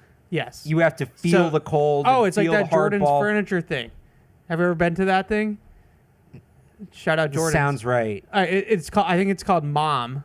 It's like you could feel the wind in your face, on a roller coaster, and the chair. Well, they have. I don't know if they still have. I haven't been in a while. They used to have at the hall where you could do the Vinatieri snowball. They still have kick. it. It needs to be just that, but close it in so you can make it really cold in there. They need to update that a little bit. It's seen its better days. I haven't been. But they still have it. But the technology, they could update it. Do that, but make it actually feel like January 2002 before that blizzard or in that blizzard, and then let him go kick in that. You get fake snow, you put it on the ground. I think it's a good idea. Yeah. I think you got to do it, right? I mean, he's not going to feel that until November, December at the earliest. Nowadays. You got to hope that if he's kicking in a snowstorm, that it snows during the week, so he can get out there during the week and kind of experiment and work with it. Let's face it, if he's kicking during a snowstorm with the way that our weather has been, that's true. They're playing in the AFC Championship game or something. They're playing deep into the playoffs, which is good anyways, right? If hopefully he makes the kick, but it'll be good anyways. All right, so we're going to open up the phones and the emails now, and we'll take your calls. I see you guys waiting on hold. I apologize. We just wanted to get all the minicamp stuff out of the way. But before we do, based right here in New England, Brunt Workwear makes work boots and apparel that are built for the job site. Their gear is comfortable, durable, and named after the real workers in the trades that help design it. You can even try Brunt on the job, and if it doesn't blow you away, they let you send it back. Save $10 on your first order at bruntworkwear.com/Pats or with coupon code PATS So I named the other furniture store, but it's this furniture store is our sponsor. I was gonna say, so I'm I hope you're sorry not trying to Kristen set up a and Kenny. read, I 'cause- apologize for doing that. But the bad news, football isn't back. The good news, summer is upon us, and you can stock up on everything you need to kick back and relax with winning styles from Bob's Discount Furniture. Shop Bob's for the latest featured packed media centers, made for summer movie nights, sleepover-friendly sofas, and sectionals with built-in pop-up sleepers, and Bob's signature mattresses made with cooling technology to keep you feeling chill and comfortable. So stop in and spend your summer with Bob's Discount Furniture, the official furniture store of the New England Patriots. Bob's is the official furniture store of the New England Patriots, to make that Flawless execution. Thank you very much. All right, let's get to these phones. Hopefully you guys are still there. Chad is in LA. What's up, Chad? Hey, how are you guys? Thank you. Good. How are you, Chad? My question is offense, defense. I'm getting a little bit of feedback, so I apologize if I'm a little stuttered. My defense question is, with everything looking the way that it's looking, can we confidently say potentially top 5, top 10 defense this year? If they want to get a top 5, like Keon White's got to take a pretty significant jump. Yeah, I think that's I mean, they were. You need Duggar and Peppers to both be fully healthy. It's a little lofty. Yeah. It's a top 5. If every single what if goes their way with the schedule they have, they could sneak into the top 5, but it would take a lot. Okay, so our offense is competing on a daily basis against a really good defense on a regular basis, right? You know? Yeah. Sure. Okay, so my question then is so they're gonna be battle ready. Has Campbell's arms shown any issue whatsoever since all of the hype during the draft? I would say that he's gotten better with every practice, honestly. Yeah. I mean, I try to watch him as much as I can. I wish that we could watch film of practice because it's always hard with the line of scrimmage, a lot of moving bodies and flashes of color and things like that in there. But I felt like he got better at each practice. And the one thing that I definitely saw him making real strides with was protecting his inside. That was the biggest issue with him in college. He'd get opened up and then he'd get crossed inside, whether with an inside counter like a spin or a crossover or something like that. I thought he did a better job of that, of staying inside out and not drifting off of his set as camp went on here. So we'll see when the pads come on. But no, I wouldn't say that it was a major. Like sometimes I could see guys getting into his body, but he's got such a great anchor that I didn't see it was as a huge deterrent, at least so far. Yeah, I mean, it's non-padded practice, so it's a little early to say. But yeah. And then if I could ask one more question. If our O-line is challenging, that affects our running game, doesn't it? Yeah. I mean, that and thanks for the call, Chad, and thanks for waiting. That's where I'm at with the O-line. I'm not trying to be alarmist about it yet. It's not in that level of, it wasn't like last year, like you brought up earlier, where we're ways away from that, luckily. But that's the engine of your offense. I know everybody gets bored by the offensive line talk and stuff, but truly, you cannot call everything if you don't have a good offensive line. Like there's things on the play sheet that you're just eliminated. You know, the longer developing plays, obviously, but there also might be run plays that you're just not good enough to execute, and the more complex run schemes. And so then it just narrows the scope of the things that you can call, and that makes you predictable and easy to scout and all that kind of stuff. So it's a huge part of it. The run game, the pass game, all of it. It's not just pass protection, though. It's a good point by the caller. That's a big part of it. And the best run games, truly, are the most diverse, like the ones that can call, a plethora of runs, like Detroit under Ben Johnson. I mean, my God, their run game install must have been like a phone book, right? Like you have all these different types of runs, and you have no limitations with the personnel up front, so you can just do whatever you want. And that's just a lot of things that adds a lot to the table. And you hope, Will Campbell's a really athletic, high-end run blocker as a prospect, and you hope that he's one of those types of tackles. That now he's not going to be Penei Sewell, but like you hope that he is one of those types of guys cut from that same cloth that he can pull and he can get out in front of blocks and he can reach front side on outside zone, and like he can allow you to have more range to your run game. That would be great. That's exactly what I'm looking for out of him in year one. To go back to the question about Campbell. pass protection is probably going to have some hits and misses for him. I would say year one, as he learns his body, learns how to get away with the shorter arms and like all that kind of stuff. There might be some losses there early, but can he really be a day one impact run blocker? Because he should be. That's what he was at LSU, and that he should be that in the NFL. If he's that already out of the gate, then I'll be really optimistic about where they're at with Will Campbell. All right, Nate is in Connecticut. What's up, Nate? Hey guys, can you guys hear me well? Yes, we got you. So my question to you guys is, hold on. First, I'll say it is my second to last day of school. Really excited. Nice. So I'm going to talk about something that excites me, and that is our cornerback room. What I really think, I think we have a really strong room with the addition of Carlton Davis, and of course the main star Christian Gonzalez and Marcus Jones, and then maybe Alex Austin on the outside and sometimes in the slot. But my main thing is that where would you rank our cornerback room, like in the league? Like, is it top 5, top 10? Because I know we're getting compared to a lot of duos like Derek Stingley, and then you have Pat Surtain and the new Broncos DB. But yeah, where are you guys' thoughts on where the Pats cornerback room stands across the league? Thank you, guys. Thanks for the call, Nate, and congrats on ending school. You say it's his second last day of school? Yeah, I like that. How's he calling us? Because Is he in school? he's cool, and he calls Catch-22 during school. Awesome. Love Maybe. it. I don't know. Where do they rank in quarterback? It's a good question. I haven't necessarily looked at it. Yeah, I don't know. But The other team's depth charts off the top of my head is high. Yeah, the duo's high for sure. I mean, it's a second-team All-Pro corner and a really good corner in Carlton Davis. So I would say the duo is high. I think they have a chance to be in that conversation, certainly, and they definitely have a chance to be one of the best man coverage groups in the league. Maybe already are the best man coverage group in the league. Yeah. Denver has a good one. Pat Surtain will obviously hold that down. They have a good. Here we go. Good secondary. Our lads has all the corners by team. Yeah. So Christian Benford, Maxwell Harrison, See about Storm Maxwell Duck, Harrison. Jalen Ramsey, who's not going to be there. Yeah. Sauce Gardner, Brandon Stevens, Nate Wiggin. No. Denzel Ward, Martin Emerson. Not bad. Isn't bad. Yep. Darius Slade, Joey Porter, not bad. I'm still taking the Patriots there. Stingley, Kamari Lassiter's up there. Yeah. Right, D'Angelo Ross is on the Texans, former Yeah. Patriot. Pat Surtain, Riley Moss, Chris Abrams, Drain in the slot. I mean, that's pretty good. I'd say Denver's probably. Riley Moss is a really good player too. Yeah. Kansas City is Christian Fulton, Jalen Watson. Why isn't Is he hurt, McDuffie?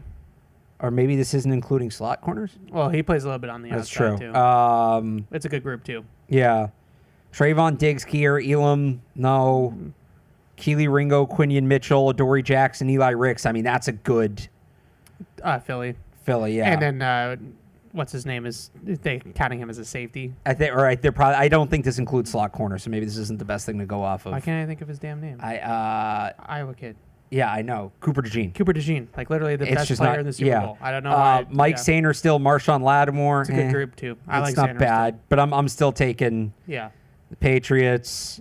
It's Denver. Riley Moss and Patrick Surtain are a really good duo. Oh, I saw J.C. Horn and Kool-Aid McKinstry next to each other, but they're on different teams, so that's not it. Yeah, I mean, that's pretty much it. Look, the Patriots are right there with anybody. Along those lines, I'll ask you this because I've been asked this. Yeah. Just to bring it up. Jair Alexander, released by the Packers. I don't get the, like, I see some Patriots fans really clamoring for it. Where's he? What's the plan there? So he could play nickel. Is he going to come here and play nickel, though? Or, I don't know. So Like, he's a boundary corner.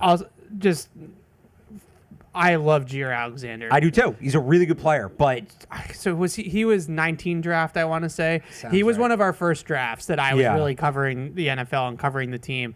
And I was horrible at evaluating whatever word you want to use. I know people get all up in arms when I say scout, so like, Yeah. I won't say that. I was horrible at it. 2018 draft. I'm sure. Yeah, I was a young buck trying to do this, trying to fake it till I make it. But I saw Jair Alexander's tape at Louisville and was just like, that's a dog. That is a heck of a corner. And he ended up being as good of a player as I thought he would be. And he's a stud, but he's been injured he's been consistently injured for like 3 or 4 years now. He's also progressively played fewer percentage of his snaps in the slot every year. Last year he played 331 on the boundary, just 14 in the slot. Like, he's a boundary corner. So it's a name. Every name, time this comes available, I know, but it's going to happen. That's what I'm saying. Like, and there are names they could add. I'm not saying they don't need to add, but like, first off, the guys I'd look at right away, if you're going to make that kind of splash move, and it would be a splash move, Yeah. Trey Hendrickson, TJ Watt. And I don't know that either of those guys Right, are going to those leave where trades, they are. Though. Like Jair, you're just signing him. So what about Jalen Ramsey? Because Jalen Ramsey can play the slot. He can play some safety at this point in his Jalen career. Ramsey is probably, in my mind, the best slot corner in the NFL. He doesn't play there all the time. He does play a little bit on the outside still. But when you use him in that, like... And he has experience doing it. He played 200 snaps in the slot last year. Some teams call it different things. Star is probably the most common one. When he plays that star role, like, he's awesome at it. He's really, really good at it. That's the guy. And is Miami going to trade him, or are they going to release him? Might be a post-June 1 designation guy. So that's if he They haven't traded him yet. There's probably not a huge market. If he gets cut, I think Jair Alexander is a better player at this point. Oh, I think Ramsey might be a better player because Jair Alexander he's just hurt. He hasn't really played. I guess health assumed. Yeah. Like Jair Alexander, I think at this point in his career, Ramsey just peak was a better player. But like, I'm just saying Ramsey's a better investment because he's. So this is what I'm getting at. Yeah. Madden rating, Jair Alexander is probably higher. Who's a better fit for the Patriots right now? If you're going to add one of those two guys, I think it's Jalen Ramsey, and I don't think it's close. I think it's Jalen Ramsey on both things, but it doesn't matter. That's not here nor there. Jalen Ramsey is a really good player still. Yeah. And the fact that he has that twilight of his career option of moving inside to the slot because he's so instinctive and he's such a great playmaker inside that he just has a nose for the football. He would be a great fit, Jalen Ramsey, honestly. Now, I don't know if he he's going to come available. Miami's not trading him here. No, so he'd probably have to get cut. Yeah. Well, then again, they traded Devontae Parker here. Well, I think that's a different Well, but if they're situation. clearly done with Ramsey... I mean, that's very different. I haven't followed that one close enough. Are they done with him, or is he done with them? I think it's a little bit of both. So remember when they got him from the Rams and everybody talked about that was the end of the AFC East ever being competitive? The Dolphins got Jalen Ramsey. It's all over. Well, it was kind of it's been a messy marriage from the beginning, if I have my facts straight here. He got traded to Miami from the Rams, like you said, and he played in Vic Fangio's defense the very first year. And Vic Fangio is not a matchup guy. He is do what we do, play sides. Everybody's got their side of the field that they're going to play, and he's not like a shadow guy. He's not a travel guy. And Jalen Ramsey didn't like it. He took exception to it, was vocally public about it, and said that, I'm Jalen Ramsey, essentially. Like, I want to do the whole Revis Ty Law thing. Like, I got cat coverage. Cat coverage, as Mike Vrabel called it. Like, that's the way he wants to play. And they didn't want him to do that. They wanted him to play his side of the field and play his role and that sort of thing. So he butted heads with Vic Fangio. Vic Fangio leaves. And then last year, I thought that they did that more, and they were more creative with his usage, and he was doing more what he wanted to be doing. So I don't know what the holdup is now. A contract probably would be my guess. Like, he's getting expensive and he's getting older, so maybe it's some sort of contract. I always hate to use cap casualty because it's really not what it is, but maybe it's something like that. I haven't looked up the exact particulars of why he's wants. Yeah, out it doesn't really, it doesn't really say, but it looks like he wants out. Yeah, They've also got to figure out, they got a whole thing on their hands with Jonnu Smith. That was a long-winded way of saying that it doesn't feel like the coaching staff has nailed it with Jalen Ramsey. Yeah. Like, they haven't really exactly, and when I say nailed it, he hasn't been thrilled with his usage and like the defense and the scheme that they're running and all that kind of stuff. I'll tell you, you're anti-Mike McDaniel. We know that. You don't like As him. a head coach. Yeah, you don't like him. You can just admit it. I do. Well, no, because this is where it always gets twisted. No, you don't. He's a good play designer. He's a very good play designer. He is. Say you don't like him. I will give him credit for that. I don't like him as a head coach. So I watched his press conference the other day. Yeah. He looks a little bit like a beaten man. Like, he's very, he used to be this like vibrant guy, this big personality, maybe even to a detriment at times. He's feeling, you can feel the hot butt. Almost like he was hired to that role too early and he's in over his head. You can feel the seat warmer on that guy. Almost like a little he's in bit over down his there. head. I wonder who said that might be the case. It's tough when for them, and I know this is in Dolphins Catch-22, but they It's in are the in the division. Yeah. It is tough for them that they just can't keep Tua healthy. Like I'm not saying they would have won the Super Bowl. Well, then stop. But They've also had a couple of decent backup quarterbacks that they just get rid of. sure, but Like invest if you know you have an injury-prone quarterback, invest in a good backup. when Tua plays, they are like a 10-11 win pace team, That's not the differentiator. and I think he is the differentiator because of how they run their offense. Like their offense is so motion heavy and it's so multiple and all these different things that you need a true Tua-esque trigger man. Like Tua is a point guard. He's not an overly like toolsy quarterback. He's not Josh Allen or Mahomes or Lamar, right, where he's got these crazy physical tools. He's more of like that point guard distributor. And the way that offense hums when he's out there is just different than what it has been with their backups. So that's not just to let them off the hook. Like they have a fragile quarterback and they don't necessarily account for it the way that they should with a reliable backup. But they're a 10-11 win pace team. They're a playoff team with Tua and they're not without him. Right? It's that simple. What year did McDaniel get there again? Oh, man. 2021, 2020-ish. I want to say it's like the third or fourth year of him. So the thing I'm trying to find is the real differentiator. So here it is. Against teams over or under 500. I got to look up the year here. This is why it's not Dolphins Catch-22 because we don't know the. I want to say it was 20. It was 22. Okay. Yeah, I knew it was. So since 2022, the Dolphins against teams under 500. Oh, this 5-3, stat. 10-1, 7-4. How many of Against those teams over 500. Which games 4 are and is Tua 5, playing? 1-5, 1-5. Just They can't beat good teams. Tua's played in these Fine, games. fine. Well, because there's the I'll other give thing you about that. Tua's record in the cold. I'll give you that. They can't beat good teams and they can't beat teams in the cold because, shocker, Mike McDaniel refuses to make any adjustments about anything ever. I don't think it's that. I really don't. And I know we get into this argument philosophically all the time. It's still in your school, though. What I think my biggest criticism of the Dolphins. My biggest criticism of the Dolphins is that they can't beat the good teams because they get killed in the trenches.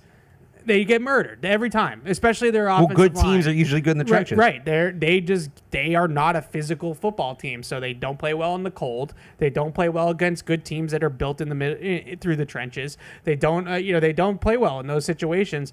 Their offensive line has been terrible for basically like 2 or 3 years now, as bad as the Patriots in some ways. And a big reason why is because they don't invest in it. They just don't draft people. They don't really invest highly. Now they drafted an offensive lineman this year, right? Defensive lineman. Didn't they take the kid from Michigan, Kenneth Grant? You're right. They did. Yeah. Now they needed run defense. That was a bit. That's a part of it. It's both sides of the ball. They needed to be sure up the middle, but they just feel they're like allergic to drafting a good offensive lineman, and it's worse this year because Teron Armstead retired. So it's like they don't have. I don't even think they have a starting left tackle that you feel great about right now. They have invested in speed on the outside, Hill and Waddle, obviously. Jonnu Smith at tight end was an investment. They are heavily invested in their backfield, like their running backs, like Achane and those guys. That's all they care about. This is to your point. They care about the skill players and they care about the scheme, and they don't care about the trenches. And they just get bullied by these good teams in the trenches. It's tough. So Tua against teams over 500. Against teams over 500, 6-13 since Mike McDaniel got there. Against teams over 500, under 500, 19-3. Yeah. 19-3 against under 500, 6-13 against it. So Tua is a part of that. Yeah. It's not all of it, but Tua is a part of it. Okay, so I want to hear their starting projected offensive line. This is our lads' depth Is chart. Isaiah Wynn still there? No. I thought he was. He but started for them no, last year. I guess not. It's not good. Okay, so here's their starting 5 on the offensive line. Tell me if this is better or worse than the Patriots. Okay. Your boy Patrick Paul at left tackle, who I do like Patrick Paul. did not play really as a rookie. He didn't play last year. Yeah, total unknown. Isaiah Wynn is maybe on the Dolphins. Keep going. James Daniels, who's a veteran free agent signing over from Pittsburgh, was a good player, but it's been hurt. So that would have been their Wes Schweitzer equivalent. But All right. he's a little bit better than We'll that. call that. All right, so we'll give that one to the Dolphins. They know who Left their guard. That's is. left guard. We'll give that one to the Dolphins. Aaron Brewer at center is a really good player. So Okay. give him that. He's good. Here's one that is Patriot adjacent. Jonas Savania right now, projected starting right guard. I'll take Mike Onwenu. Austin Jackson at right tackle. I'll take Morgan Moses. That might be the worst offensive line in football. It's not good. It's not good. Brewers are really good center. And then what's their That's depth about it. look like? Not great. Any names we'd even recognize there? Jackson Carman is still kicking around the league. He's backing up Okay. at guard. Liam Eichenberg still kicking out, who's been a huge bust for them. Yeah. Andrew Meyer is like a veteran journeyman center. He's kind of like a Wes Schweitzer. Okay. He's in that mold. The one good player on their offensive line that I feel good about, Jonah will be a good player, but Yeah, he's he'll a be a solid rookie. player. Aaron Brewer is a really good center, like top 5, top 10 center in Okay. the league. But other than that, you're looking at a bunch of That's not good. pretty. And they don't. Their highest draft pick was Jonah. He was a high second-round pick. Well, because they just want fast guys, and offensive Athletes. linemen aren't fast. They want Chop Robinson and they want athletes Right. on offense. Like that's what they're looking at. All right, let's get back to the phones. Flood Emory- Dolphins minute. It was a full Dolphins minute, and I feel like like we don't have to be like glass houses anymore. Like, because I feel like the Patriots are kind of in a good spot. So I don't feel Better like than that, offensive line wise. They might be better. Honestly, that might be the worst offensive line in the NFL. All right, Emery's in Virginia. What's up, Emery? Yes, good afternoon, gentlemen. Hey, Hey. enjoy your show, man. Thank Great you. content. Hey, Thank you. got a couple of questions here. What have you seen from Kobe Minor? Anything? I'll take anything if you've seen anything from the kid. And my last one is Asante Samuel Sr. Has the Patriots closed the door on him? The guy had a Hall of Fame career as far as his total career, and he had some good years here with New England Patriots. Help me out. What do you mean by close the door? Like in terms of like alumni stuff, or? Yeah, alumni stuff. I haven't seen him at any games, no conversation from you guys or Paul or anybody. Rillo, nobody talks about Asante Samuel Sr. And I thought the guy had an amazing career, Hall of Fame work career. Over 50 interceptions, 7 return for touchdowns. He owned the NFL postseason. Interception return for touchdowns. He owns that. And 2 Super Bowls.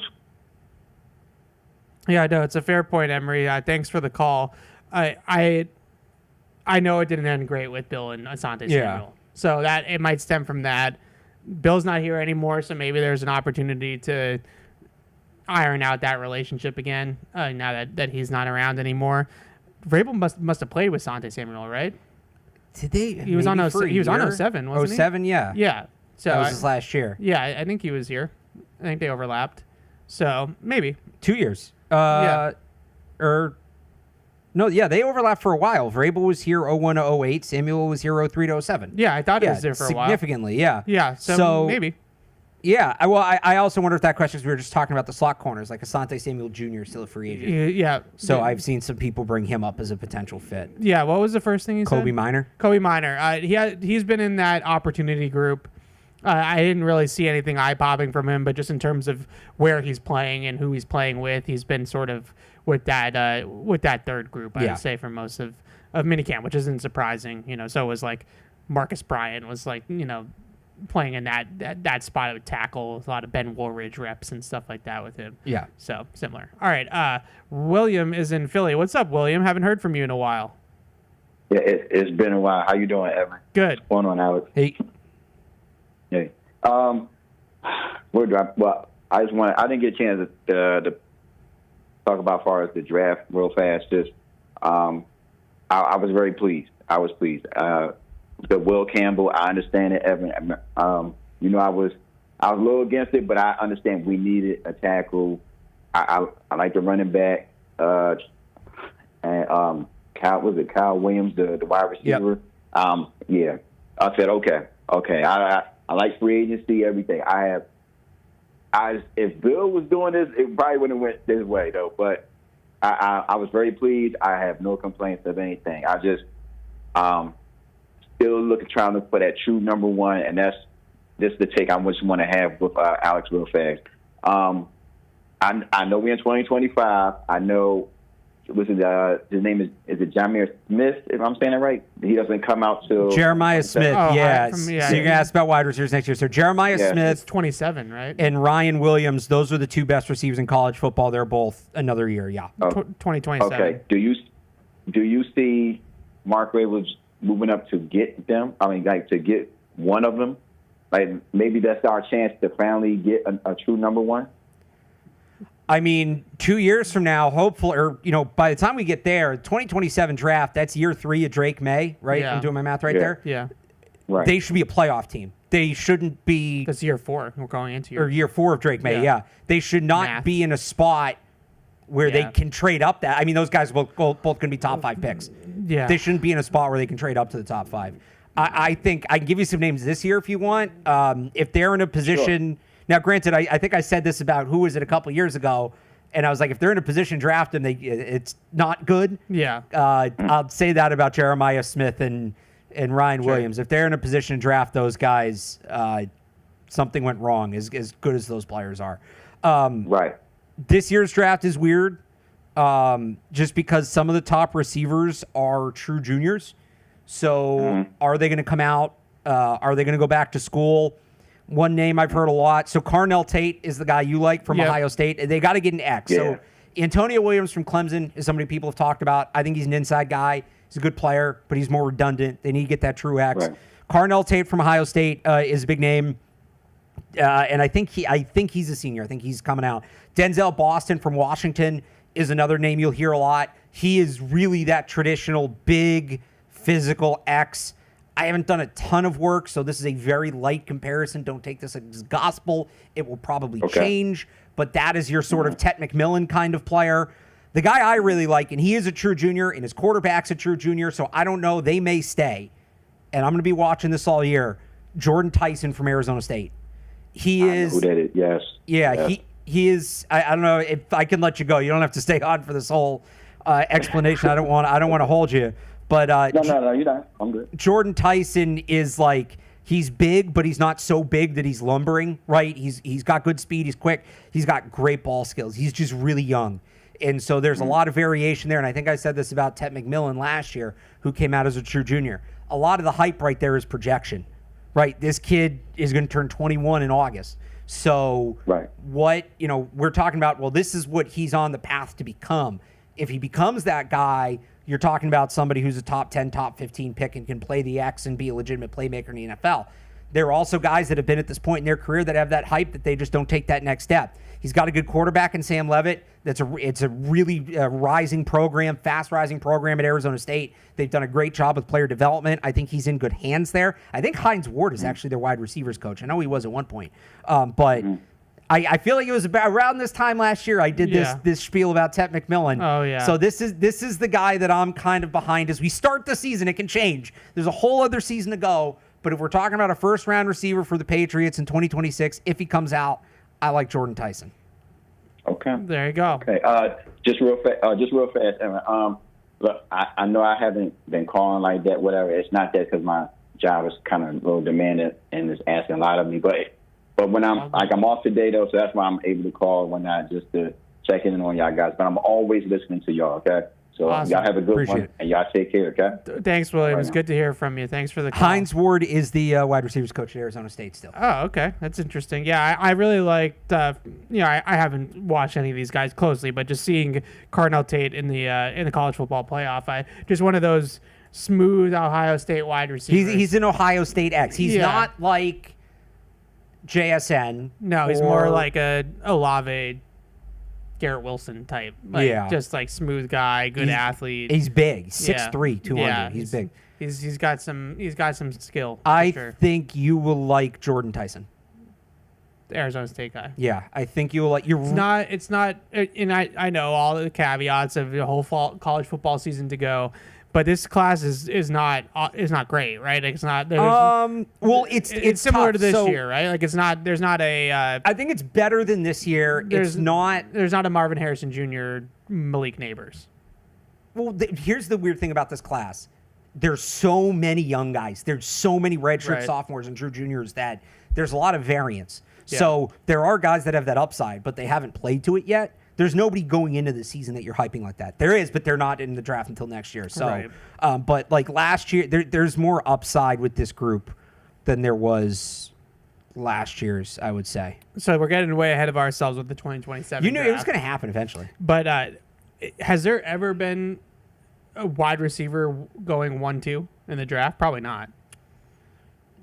Not that I can think of, no. Now, Jeremiah Smith to me is I would pick Jeremiah Smith over Ryan Williams. I think he's a little bit more physically imposing. Yeah. Jeremiah Smith and Ryan do a lot of Julio Jones.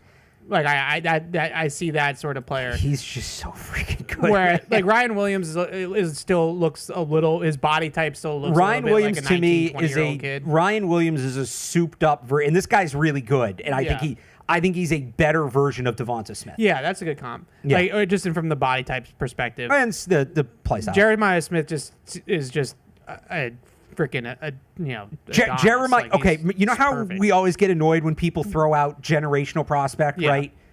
This is why we get annoyed, because when Jeremiah Smith comes along, we need a way to describe him. maybe like Jamar Chase too. Like I could see that comp. I know it gets thrown out a little bit. When Jeremiah Smith when we finished, Jeremiah Smith was a true freshman last year, right? Yeah. So when we finished the 24 draft, Yes. I started looking at recruiting and the true freshmen coming in, and I was reading Jeremiah Smith's bio, which was unbelievable on 24/7. I was asking people about it, and I saw somebody said somewhere like he's better than Marvin Harrison Jr. And I'm like, oh, like a better prospect? Like he's going to be a better NFL prospect? Yeah. He goes, no. Right now, Yeah. he's better than Marvin Harrison Jr., who everybody was calling generational coming out of the draft. So I the just remember one this thing that's with, going to stop them going with Julio's like high school games were on ESPN. Yeah. Like they were like they were showing him. They would do those like Friday Night Lights, like high school specials, and they would go and they would show Julio Jones's high school games. You don't really do nobody gets that anymore. Like were they Arch showing Manning. Yeah, but that's the last name. Yeah. Did Shador have one of those? I think Shador had one. I don't think he did. He might have they televised some high school games, but it wasn't because they're recruits. Can I bring this back to 26? I want to give you one more thing on next year. By the way, Jeremiah Yeah. Smith is the 9th highest rated recruit in 24/7 history. He is the highest rated wide receiver. This is since 2000. So this includes Julio Jones, who is the 37th highest rate of all time. The reason they're not going to go 1-2, I mean, they might go 1-2, but if they don't, Yeah. Dylan Stewart from South Carolina, who I know you watched Yeah. because he faced Will Campbell. Yeah. Dylan Stewart is, maybe he's not Jeremiah Smith, maybe he's close to Ryan Williams, but he is one of the best edge prospects we've seen. And I mean, it's the school, but Right. he Well, gets that- a lot of comps to Clowney. Right, and that will be what will happen, whether it's Smith That draft's or gonna be Williams. so fun. Someone's gonna fall a couple. I don't think they're gonna go 1-2. I actually don't think they're gonna both go. Like, there's a chance that one of them falls like slightly just because of positional. need. Jeremiah Smith should go 1-1. Yeah, he might. Jeremiah Smith is different. But Ryan Williams might go like 6. Like, I wouldn't be shocked. Like Malik Neighbors went 6. I don't think that's out of the possibility. Can we get back to the 26 offseason though? Because now we're 2 years ahead of time. But let me just say this on that. It's that kind of draft. This is a lot of the context of the 2026 We're 2 years draft. away from it. You are going to hear a lot during the 26th draft. No. Okay, but if they do this, it means they can't get this guy I in will hate 27. that. Get ready for that. So can we talk about the Yeah. 26 offseason? Yeah. So this is very Catch-22. Yeah. They have not played a game in 25, and Right. we're talking about 26. But getting too far ahead isn't talking about the next draft. It's talking about the draft after that. So Nicholas in Oslo, Norway, Yeah. across the pond, he mentions that what is our biggest needs heading into 2026, like what we think the Patriots' biggest needs will be in 26. He mentions X receiver, right tackle, tight end. I would say those are all on the list. Edge rusher, pass rusher is So, going to be really high as well. you know how we do like a big 3 needs every year? Yeah. Assuming Hunter Henry stays healthy, they're probably a year away from tight end on that. Developmental tight end is fine. Right, but that's not a big 3 thing. Sure. It's the wide receiver, the right tackle, and then that pass rusher.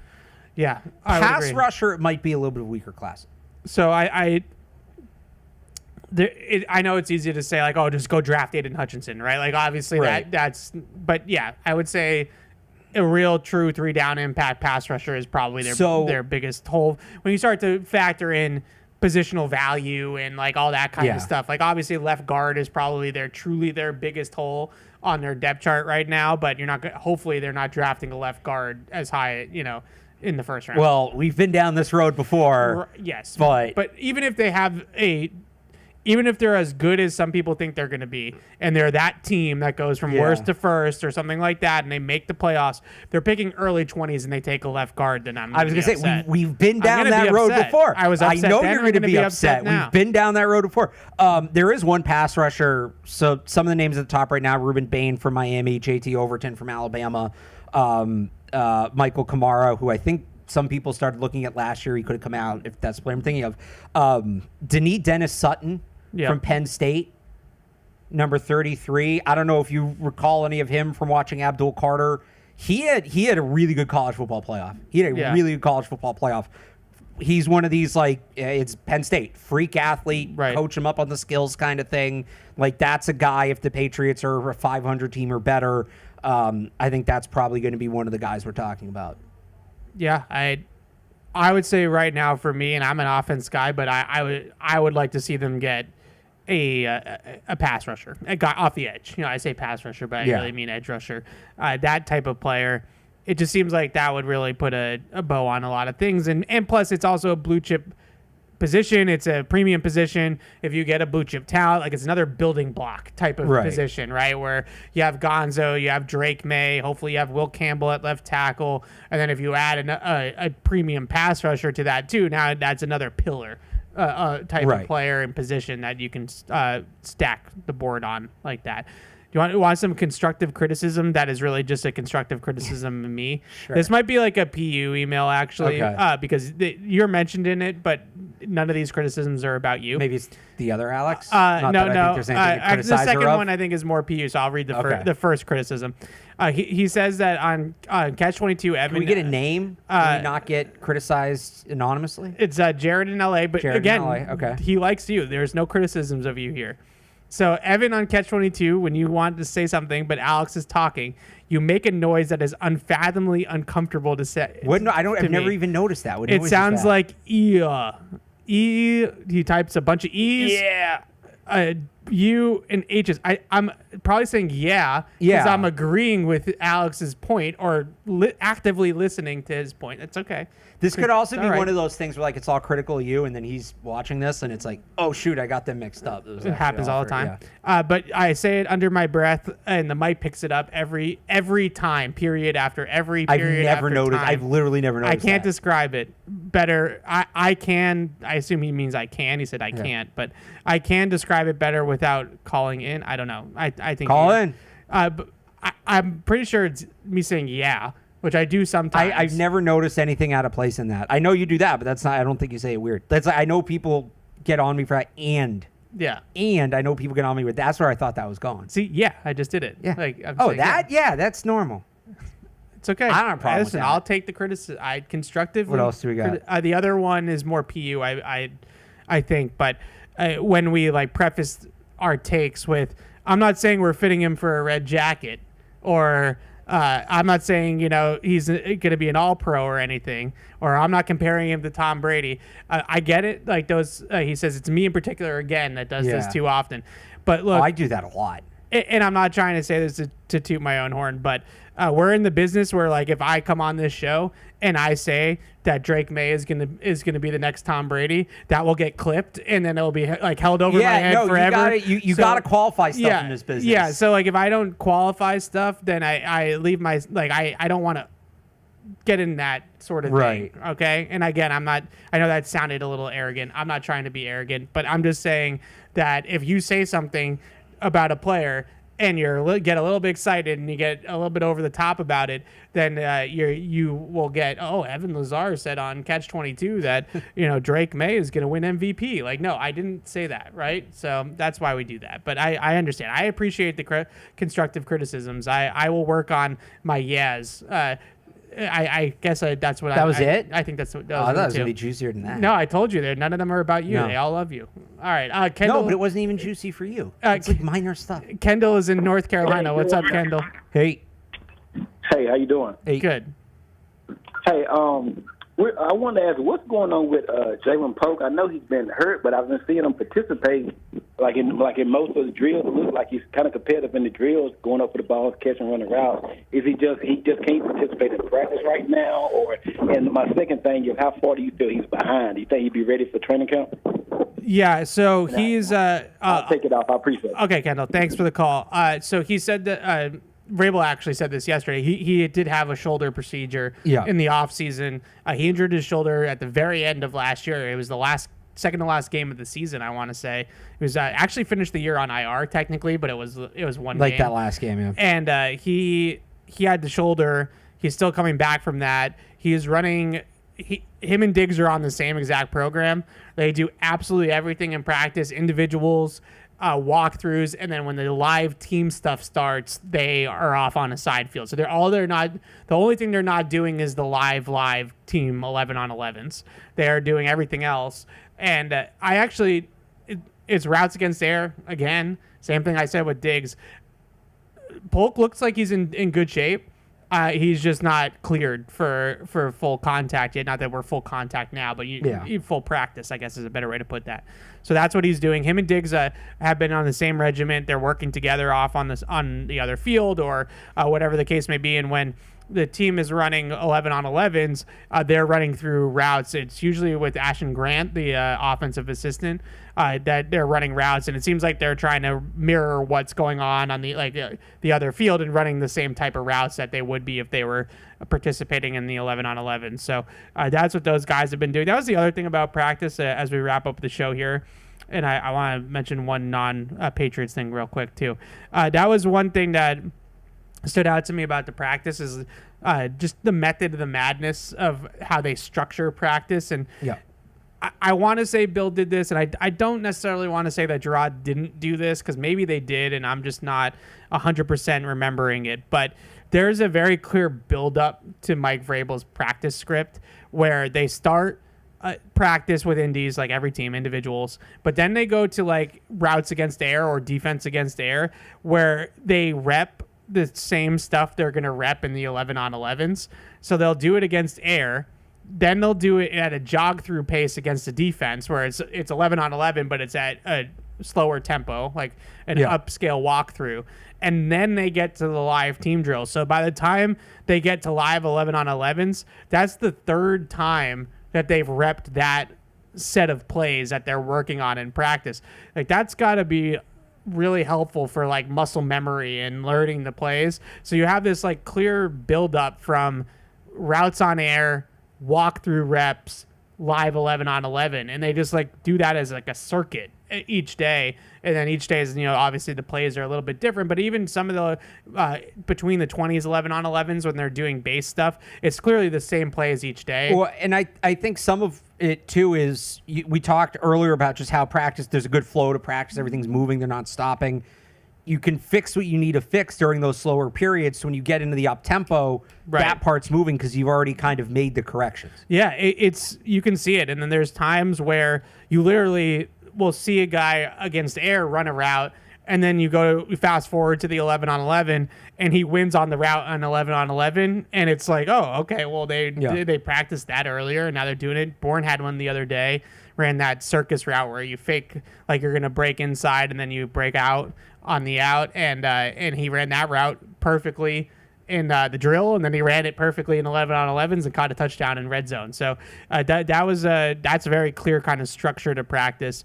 All right, a couple more questions from the emails, and then I want to talk 2 minutes on Roman Anthony, because I'm really excited about Roman Anthony. All right, and I got to get this out, but in a second. This is a good question. In your opinion, who on the roster would you trade and why? Who on the roster would I trade and why? I just think if they have players with trade value, they probably shouldn't be trading those guys because they need the talent. Sure.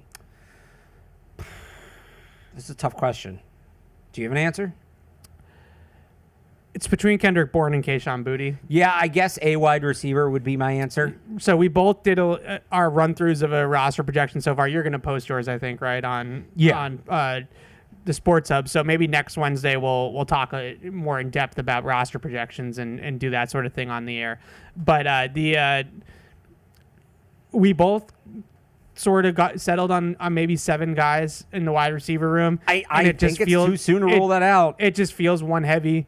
And if you're going to keep Efton Chisholm, if he's truly going to be here and is already stamped the roster and things like, not already, but is going to, treading in that direction, It just seems like they have a lot of bodies there, and I don't know. Maybe it's Bourne, maybe it's Booty, maybe it's just whichever guy has the most trade value in that room. No offense or anything to any of these players, but like Javon Baker, I just don't know what kind of trade value you're going to have with Javon Baker. He's probably a guy that's expendable, but it's hard to sit here and say you're going to get anything back. Like if you could get something back, day 3 pick for Booty or Bourne, like that's probably worth it. Maybe if you feel like you have a logjam in numbers there. What position would you look to add and why? What position? I mean, starting left guard, free safety. I've been on this. I think that they not Craig Woodson. He's just been so good in coverage. Yeah. Like at the line of scrimmage, man, coverage. I don't know that I want him in center field. I don't know if that's the best use of his skill set. I would say left guard as well. Pass rusher is definitely up there too. Edge rusher.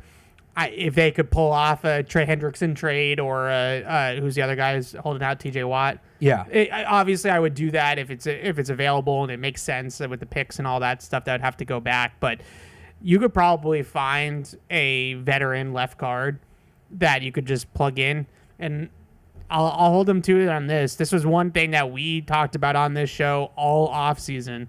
We just were looking for them to add that 1-year stopgap left guard. Who is the Morgan Moses of left guards, right? Like, just get that guy so that you can kick that can down the road and invest in that later on, but get through the season with a serviceable player. Did they think it was Wes Schweitzer? I don't know. Maybe they did. It would seem like early on, maybe they thought that's who it was going to be. But I never felt great about that. I compared him to Michael Jordan last year. Like, I thought that was the level of player we were talking about. Michael Jordan ended up starting. Right. So that was one thing. And yes, it was one thing they might have missed out on this offseason. But I don't hold it too much against them, because if that's the one thing they didn't hit this offseason, then they had a pretty good offseason. It's left guard. It's not like they ignored left tackle. And right tackle. Right. So I give them a break in that you probably weren't going to be able to hit everything that you needed in one offseason.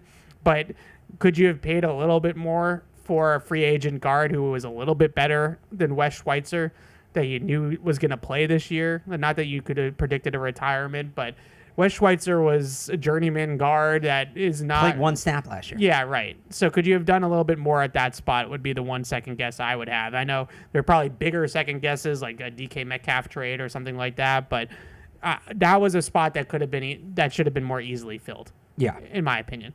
All right, so that's the show.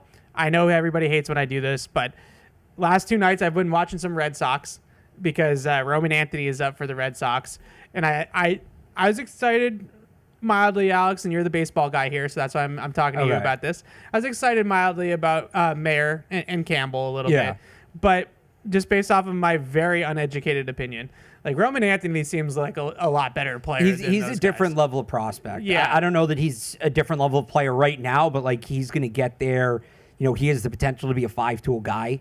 I'm very excited about him. You saw it last night. Like they don't, and some of this is the approach, and we don't need to get into that whole thing, but they don't have a ton of guys who hit the ball the way he did last night to just kind of find that space down the line and drive in a couple of runs. Like they're just kind of swinging out of their shoes a lot. So right, his nuanced approach to plate, he's ahead on that, and he made the error in right field. He probably shouldn't be playing right field.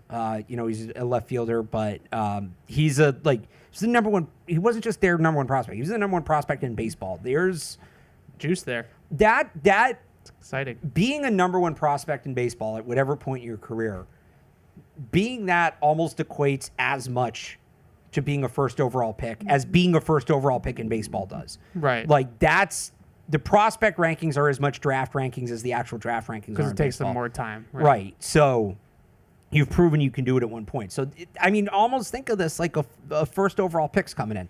That's the way it feels, and just again, my very uneducated baseball opinion. Just watching the swing and when he does make contact, even when he makes outs, like he makes hard contact. Yeah, so that was the big smoked thing that with liner him. off the pitcher that was like 100-something miles an hour off the bat. They have something called barrel percentage. Yeah, which is basically what percent of the time that you hit the ball are you hitting the ball with the part of the bat that you're supposed to hit it with, and he was putting up like goofy numbers in the minors in barrel percentage, exit velocity, all that stuff. Oh, the which nerd should not be the be all end all. of evaluation. Yeah. Well, but it's a definitive number. So that's one of those ones where it's a definitive you number. can I'll just use see it. the way he swings too, though, and he's this big, tall dude, 6'3", 6'4". He's got long, lanky arms. When he gets the arm extend, like you can tell that he's just going to be able to hit the ball a mile, and he hits it hard. Like I said, even some of these outs that he's making, I know he only has the one hit in 2 games, but some of the outs that he's made are just hard hit balls, or like the fly balls that he hits like oppo to left field. Like he's still getting it like pretty close to the monster. Yeah. Like we're still, And that's early. Like usually the first couple weeks are an adjustment period. yeah. So. A lot of I'm not a big baseball prospects guy, and like some like Well, you were furious like 2 years ago they weren't calling Marcelo Meyer up. yeah, because it's ridiculous the way that they baby these guys, and then on top of that, we had so many as kids like Blake Swihart and like all these like other Lars Anderson. Yeah, he's not Blake Swihart. Like this is just what for Roman Anthony. You have to understand it's insufferable the hand holding you guys for do these in guys to baseball. be up at 21. Players don't come up at 21 years old. They don't. Xander Bogaerts It's rare. was 19 playing in the Xander World Series. Bogaerts was a rare player. Okay. Everybody tells me Roman Anthony's a rare player. What took so long? You also this was different. This was not about his. He was ready to play. The right international guys are different than the high school. Like Shout out it's different Aruba. development paths for an international signing versus a high school versus. This is what if baseball really wants to get people excited in the young players and they want more of this, they need to do a couple things. One, everybody's in the draft. No more international signing. Everybody's in the draft. 2, no more drafting out of high school. Everybody's going to go play college, and that will shorten that minor league window, so guys will come right up. And then they got to let teams trade draft picks. The only sport left that doesn't do it, like the NBA, basically. Basically, yeah. All right, well, but with a more functional minor league. all right, so we have to go. But I think Roman Anthony's going to be a star. I really do. He's a really good player. I think he's relaxed. I think he's cool. And you know what I he's like got it. about him? Ted Williams, Yaz, Jim Rice, Manny Ramirez, the Red Sox, when they are good, they have a top player in left field. They have not had a star left fielder really since Manny, as much as I love Jason Bay. So, this is a chance. They got to get Roman Anthony into left field. And once they do, here we go. It's just one of those positions. It's kind of a bell cow. Yeah. When they have a star left fielder, they're generally good. They have a chance to have a star left fielder here. All right, we'll be back next week. The Patriots are on summer break, but we are not yet. We will have a little bit of a break, which we can talk about in a few weeks. But we'll be back next week. We'll keep you carried through these 5 or 6 weeks until training camp starts. Maybe we'll do a little live roster projection type thing off of Alex's roster projection next week, which will be good. But keep it here. Don't go anywhere. Don't go on summer break from Catch-22. Nope. We'll be here with you guys all the way till training camp. So thanks for listening. We'll see you next time. For Evan Lazard, the Alexes, Alex Behind the Glass, Alex Barth, thanks for watching. We'll see you guys next week. Hey, this is Deuce. Thanks for tuning into the show. If you really want to help us, make sure you like us wherever you get your podcasts, like Apple Podcasts or Spotify. Also, make sure you follow us on the New England Patriots YouTube channel to see this show and everything else that we do here at the Patriots. Thanks a lot.